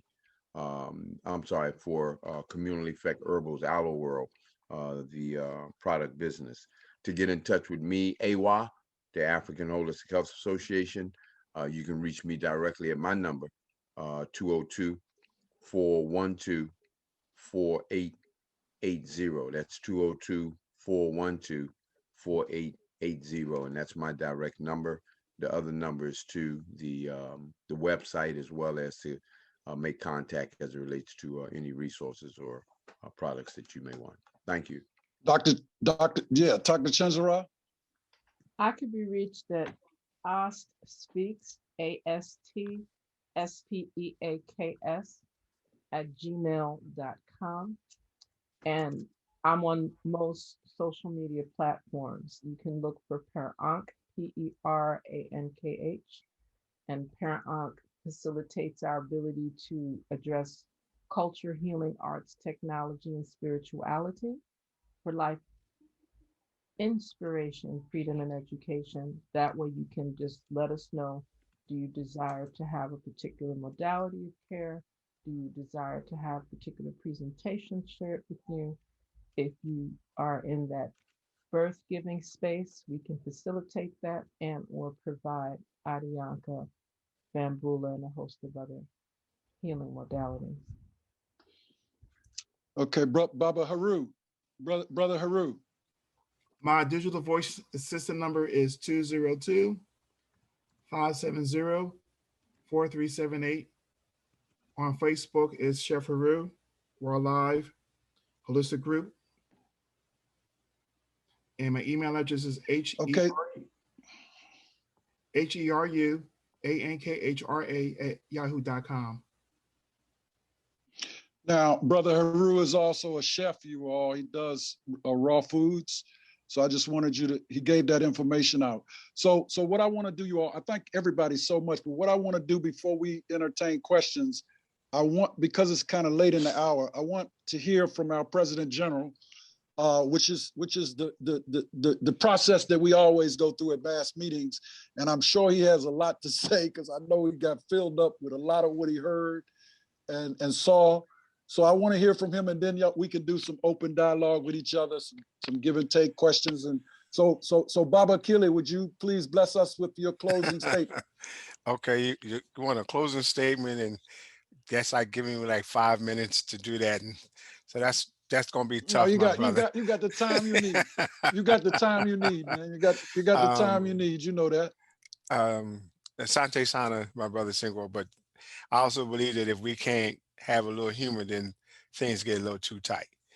I thought the information session tonight was more than on target. It's going to help our people understand the depth of the movement and the struggle that we face, because we need to first understand the challenges that are in front of us because of what was taken from us. See, the knowledge of ourselves is what we lost. The knowledge of our bones, the knowledge of our interconnection with not just the spirituality, but the very planet in which we live. We are connected to it, which is why it was suggested go into the ocean. Okay, go into the ocean only up to your legs, because if you can't swim, don't go too deep. Yeah, I'm just saying. We need to make sure we are clear, but also the information on breathing, the information on recognizing your heart and how it works, and that relaxation and that interaction and that connection between all the elements of the universe and you. We are microcosms of the universe that we live in. The whole mission of the Universal Negro Improvement Association, African Communities League, Rehabilitating Committee 2020 is to build the government for African people on the continent of Africa, so that we speak for Africa worldwide. Not us specifically, but Africans speak for Africans worldwide, because they have a government and a strong nation. I don't want us to be confused. Everything that we do is geared toward building that. So the information you gave is to help build the person. That person is how you build the nation. You build the nation one cosmic person at a time. But you have to have a philosophy that engages and embraces all the knowledge that can be born and that can be gained.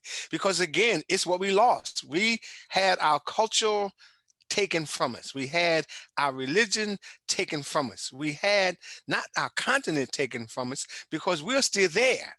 But our connection to it, our connection to the land was taken. Understanding our traditions, understanding how we interface, understanding how we loved, understanding how we shared joy, understanding how we understood pain, because all those things existed, but we had a mechanism to deal with them. So tonight you gave us mechanisms to help us deal with the challenges that we face in this century. Because if we don't understand that, then building the nation, building the government, people get kind of confused. Let us be clear. We are going to build a government for African people on the continent of Africa, based on the culture, based on the values and the principles that our ancestors brought us here with, that we can receive as each spiritual being we are. We have to understand that this is a spiritual journey. We just housed in these bodies, but we have to spiritually connect.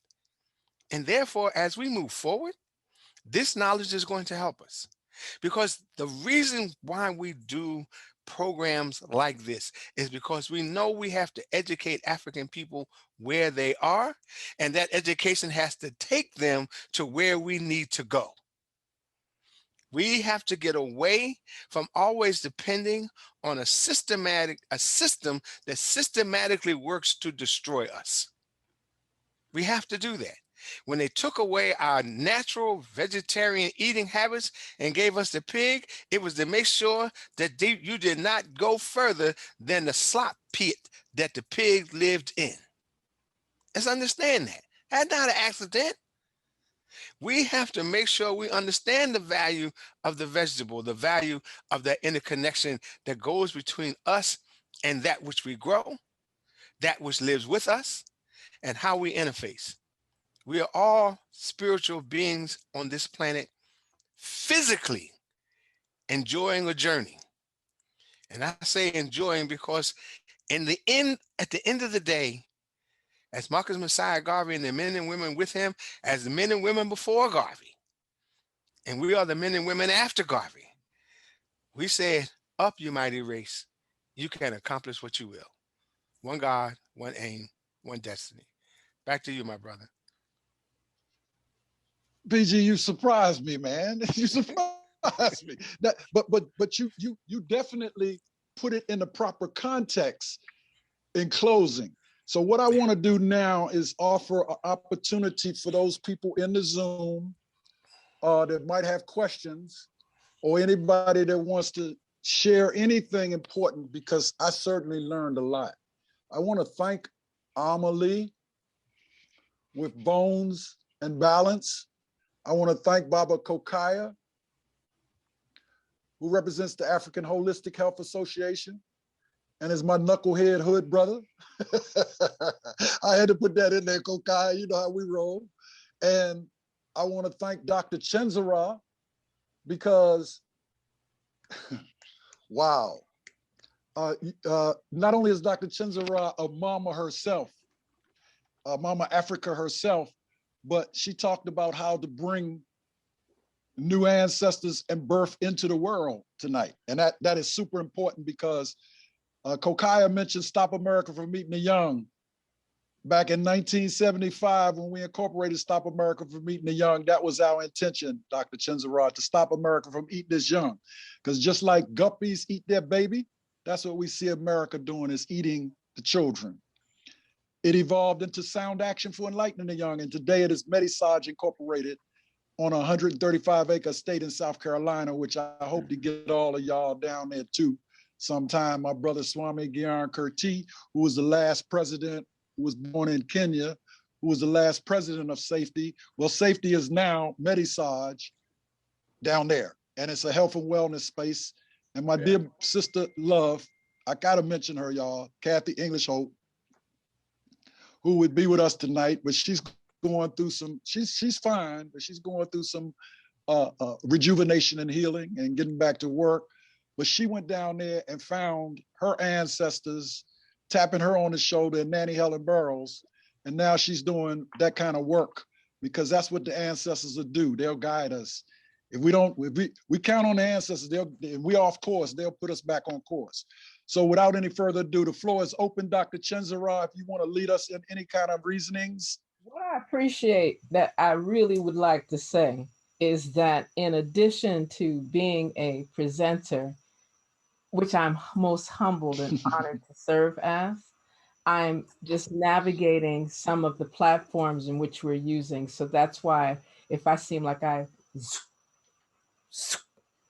the healing is to keep this platform as functional as possible, so that persons that are listening all over the world are able to really benefit from all of the information. I first and foremost would like to just give thanks and praise to our Almighty Mother, Father, Creator, for giving us the guidance to be able to share this versation, talk about African health and wellness as within this embodiment of everyone was bringing their truth. Everybody was bringing their skills, talents, and expertise in such a flurry that it just flowed. And we didn't have to practice, because this is what we live. This is what we do. And that was really natural, beautiful, exceptional. I give a serious shout out to Sister Queen Ama Lee for just reminding us to get to the root of them bones. And them bones. Them I'm bones. glad I'm glad you brought that back up, my sister Queen. I really am. Because I think in discussing the bones, I think there's a few, and I have a question that I'd love to get to you, Amalie, offline, so I don't have to do it here. But when I ask about the hip, I ask about the hip just like you ask about the knee joint, which is also bone. And there, I am sure that there's ways to strengthen them, but I don't know that our people know that, and so they submit to hip replacement surgery, knee replacement surgery, and then they get titanium to replace the bone. And I think that's an area of discussion worth having.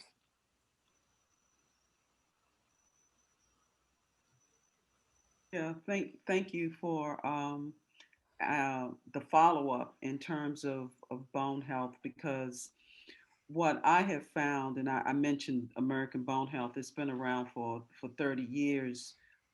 However, as a peer educator, one of the things that I felt was actually missing was how we in the Black community identify with our bones from a spiritual perspective as well as from a functional perspective.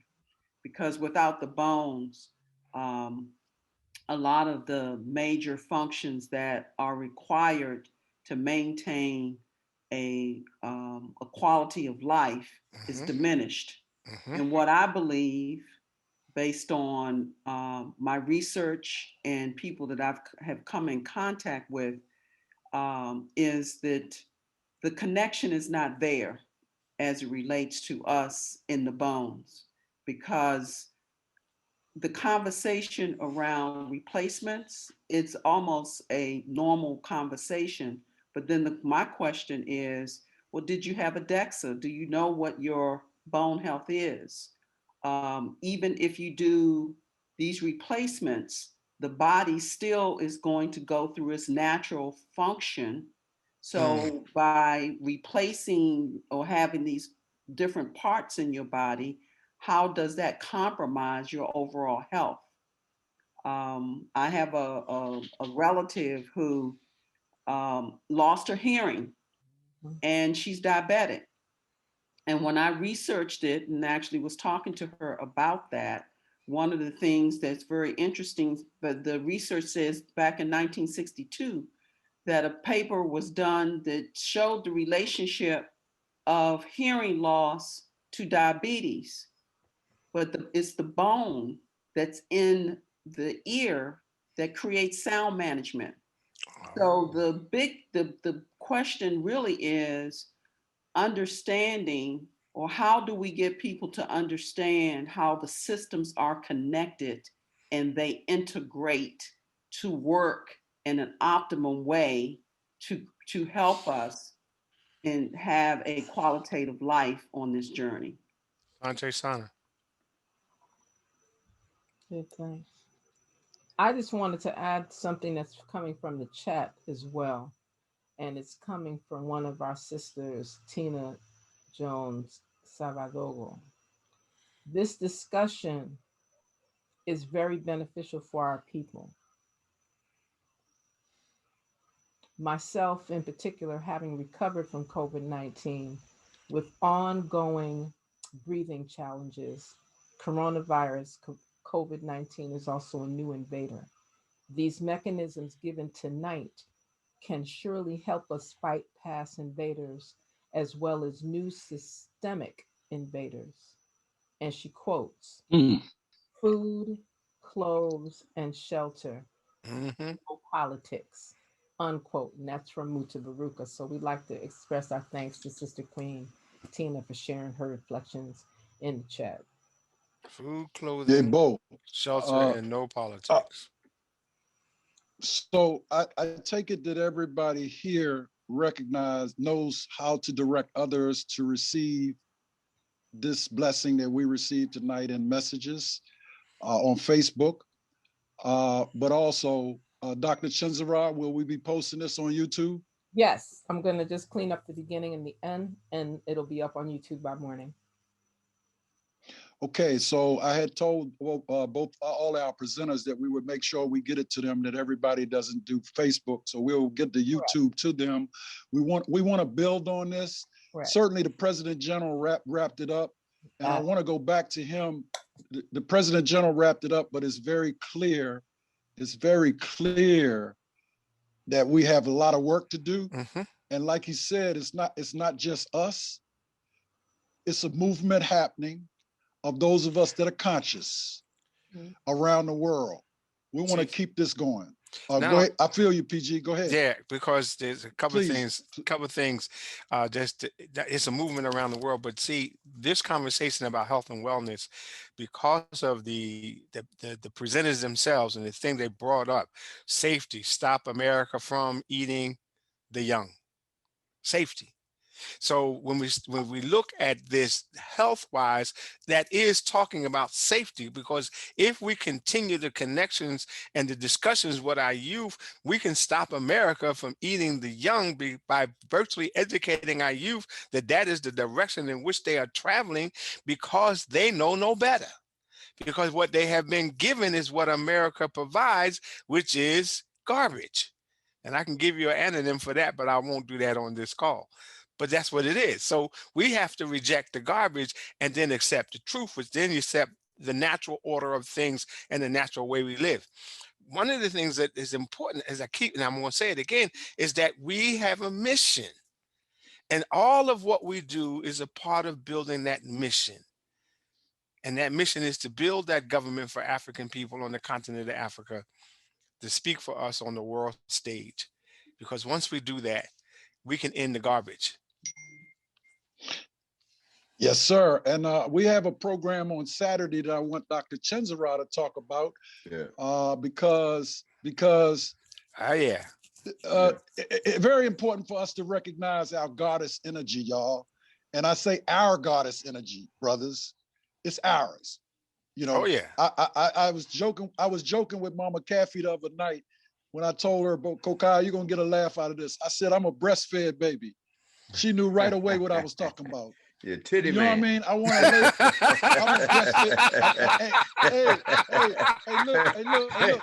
hey, Kokayi. Hey, President, Kokayi. PG, Yes, PG, sir. President, you know, we grow up with that too, you know. No, wait. That's why I can have the same chuckle. Yeah, I know you. I see the gray hair. Sorry, sisters.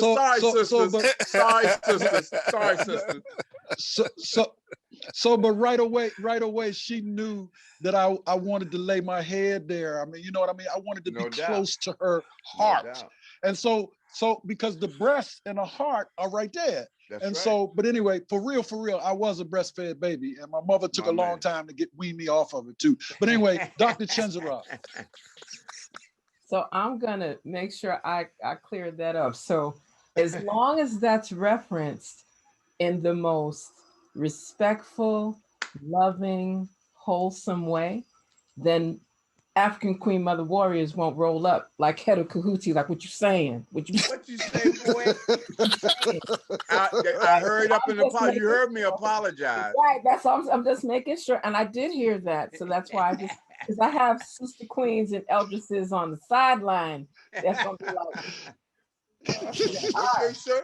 So long as we know, we recognize that, and that's what we say when we speak of Heru, when we speak of Asst, and we speak of that guardian vibration that comes from Asar.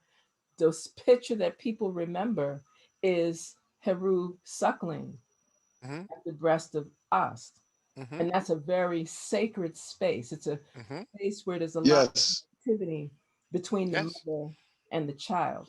And I say it, so when I hear you say that, I also go into my own birthing experience of delivering twins naturally. Woo. And having to breastfeed two for 2 years, 3 months. So that's why when you Woo! said that, I'm like, long as it's respectful and we vibrating on Ma'at, truth, justice, order, reciprocity, balance, divine righteousness, and harmony, I am with you, brothers. I hear you. So now that I've cleaned that up, I feel better now. However, I am really seeing like a powerful opportunity to, navigate from this wonderful opening in terms of mass gatherings around African health and wellness. It's going to be complemented even further with the versation with our venerable, illustrious, powerful brethren, Heru Ofori Ata, tomorrow evening, starting at 8, just highlighting, the whole vibration around the economics, yes, but definitely on that sovereignty piece. That's going to take us to how do we deal with the healing, the wellness, and the sovereignty that's connected, and everything comes together.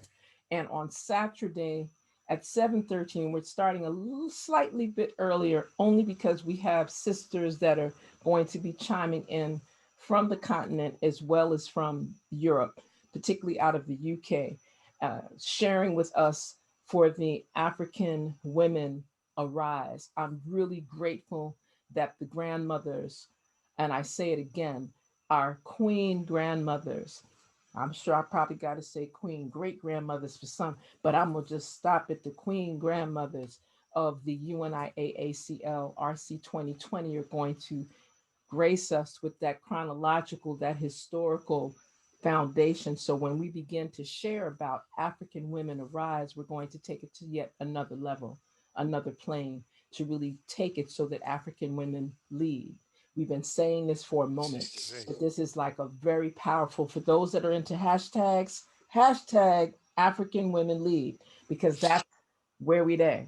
And that's what has been and has actually become part of, or a continuum of, what has always been in the UNIA-ACL RC 2020 from its inception. And we can go like back to like 20th century, and sistren have always been engaged. May And not have that's been to may not have been to the level that persons are aware of, but we've always been engaged. So that's what's going to be part of that versation.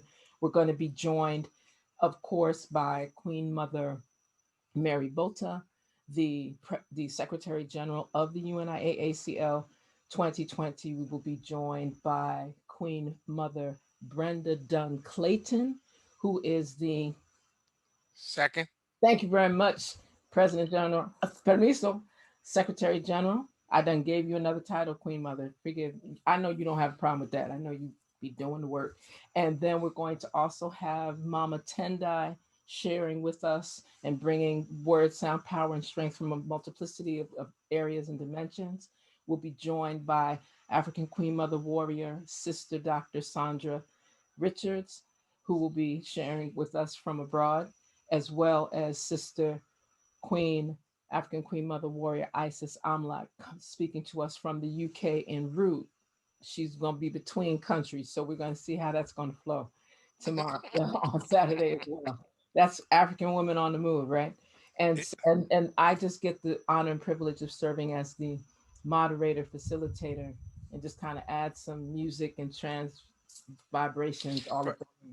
but also, if I can, the phrase African women lead, since you introduced that last year, it has been a phrase that here in the UNIA ACLRC 2020 that I've managed to make sure we put it on shirts and other garments that we lead, that we wear, so that people understand African women lead. And they look and they say, well, you a brother. That's right. And African women lead. I don't know what your problem is, but I don't have it, because I'm comfortable with African women leading and recognizing that if not for the mother that birthed me, I would not be here. I say, do I want to turn to that? So that's why we're really excited about what's going to be. There's like a lot that's being shared. We're looking for persons to be able to, give us input. Go on all the different links. You can go to the UNIA ACL RC 2020 Rehabilitating Committee site. You can also look at the UNIA ACL 3:30, 3:30. We're 3:30.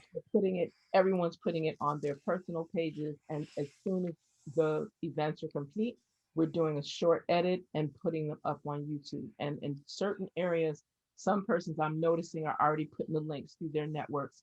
So the intention, share questions, share commentary.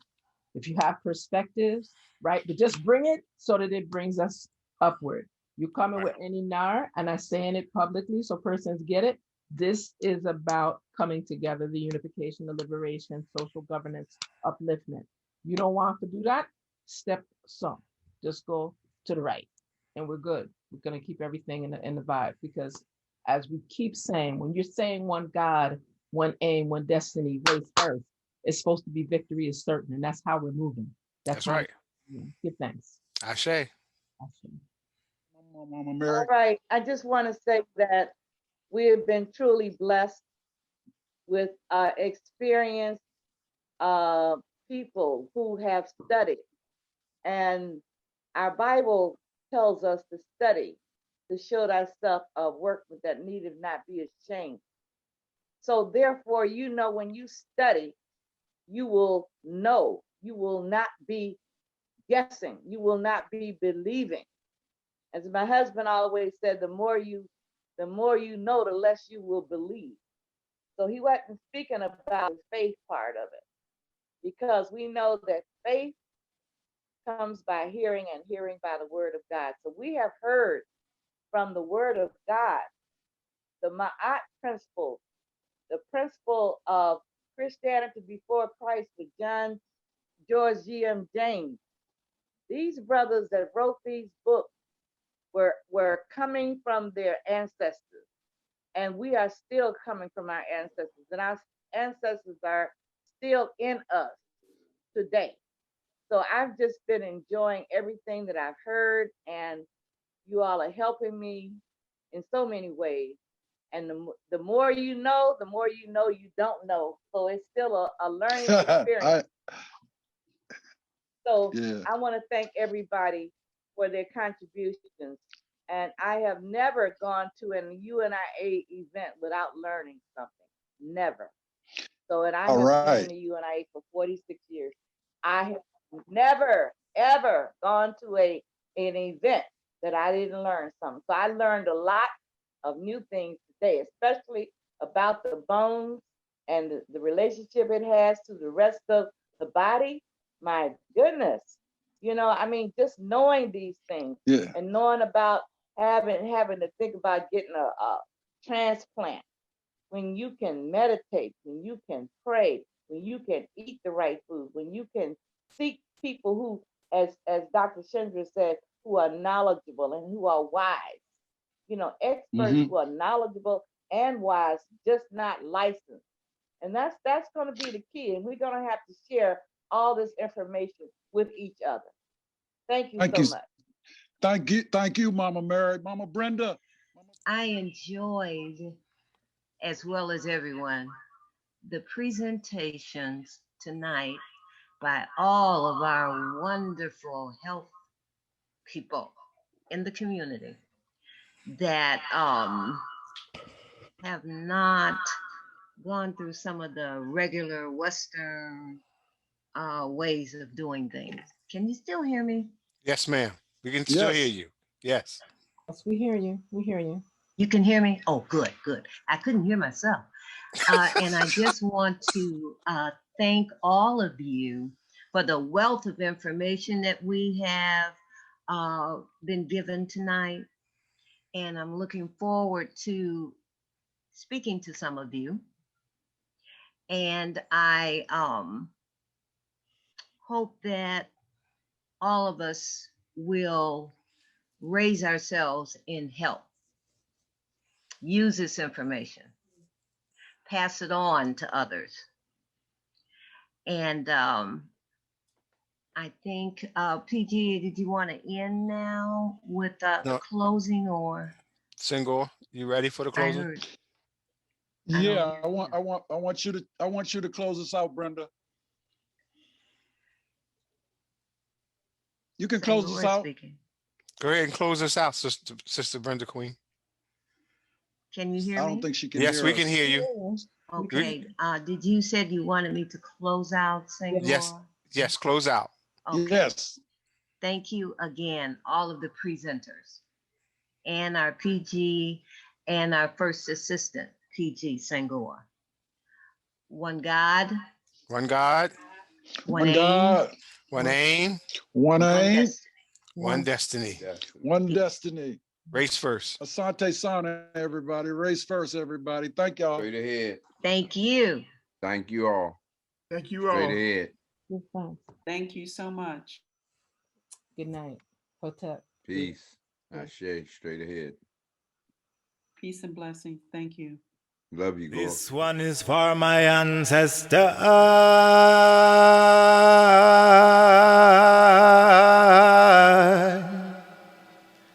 I feel them on my shoulder.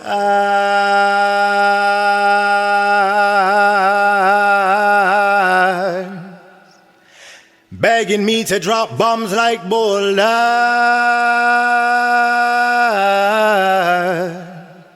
As a cultural molder. They insist that I use my gifts as a lyricist to bear witness to the past, present, and future of African greatness, and always place emphasis on the beauty of blackness, and never digress into the common connotation of my color with slackness. Tell the people the truth, not petty myths like Loch Ness. Direct them to the proof of an African genesis, and be a portal through which they can access the inner emperor and the inner empress, cause it's the duty of every man and every woman to manifest God in flesh. So we honor the body, the Ori, and the Ruach Kodesh. We say Hetep Shalom, Assalamu Alaikum, Jah bless cause. This poem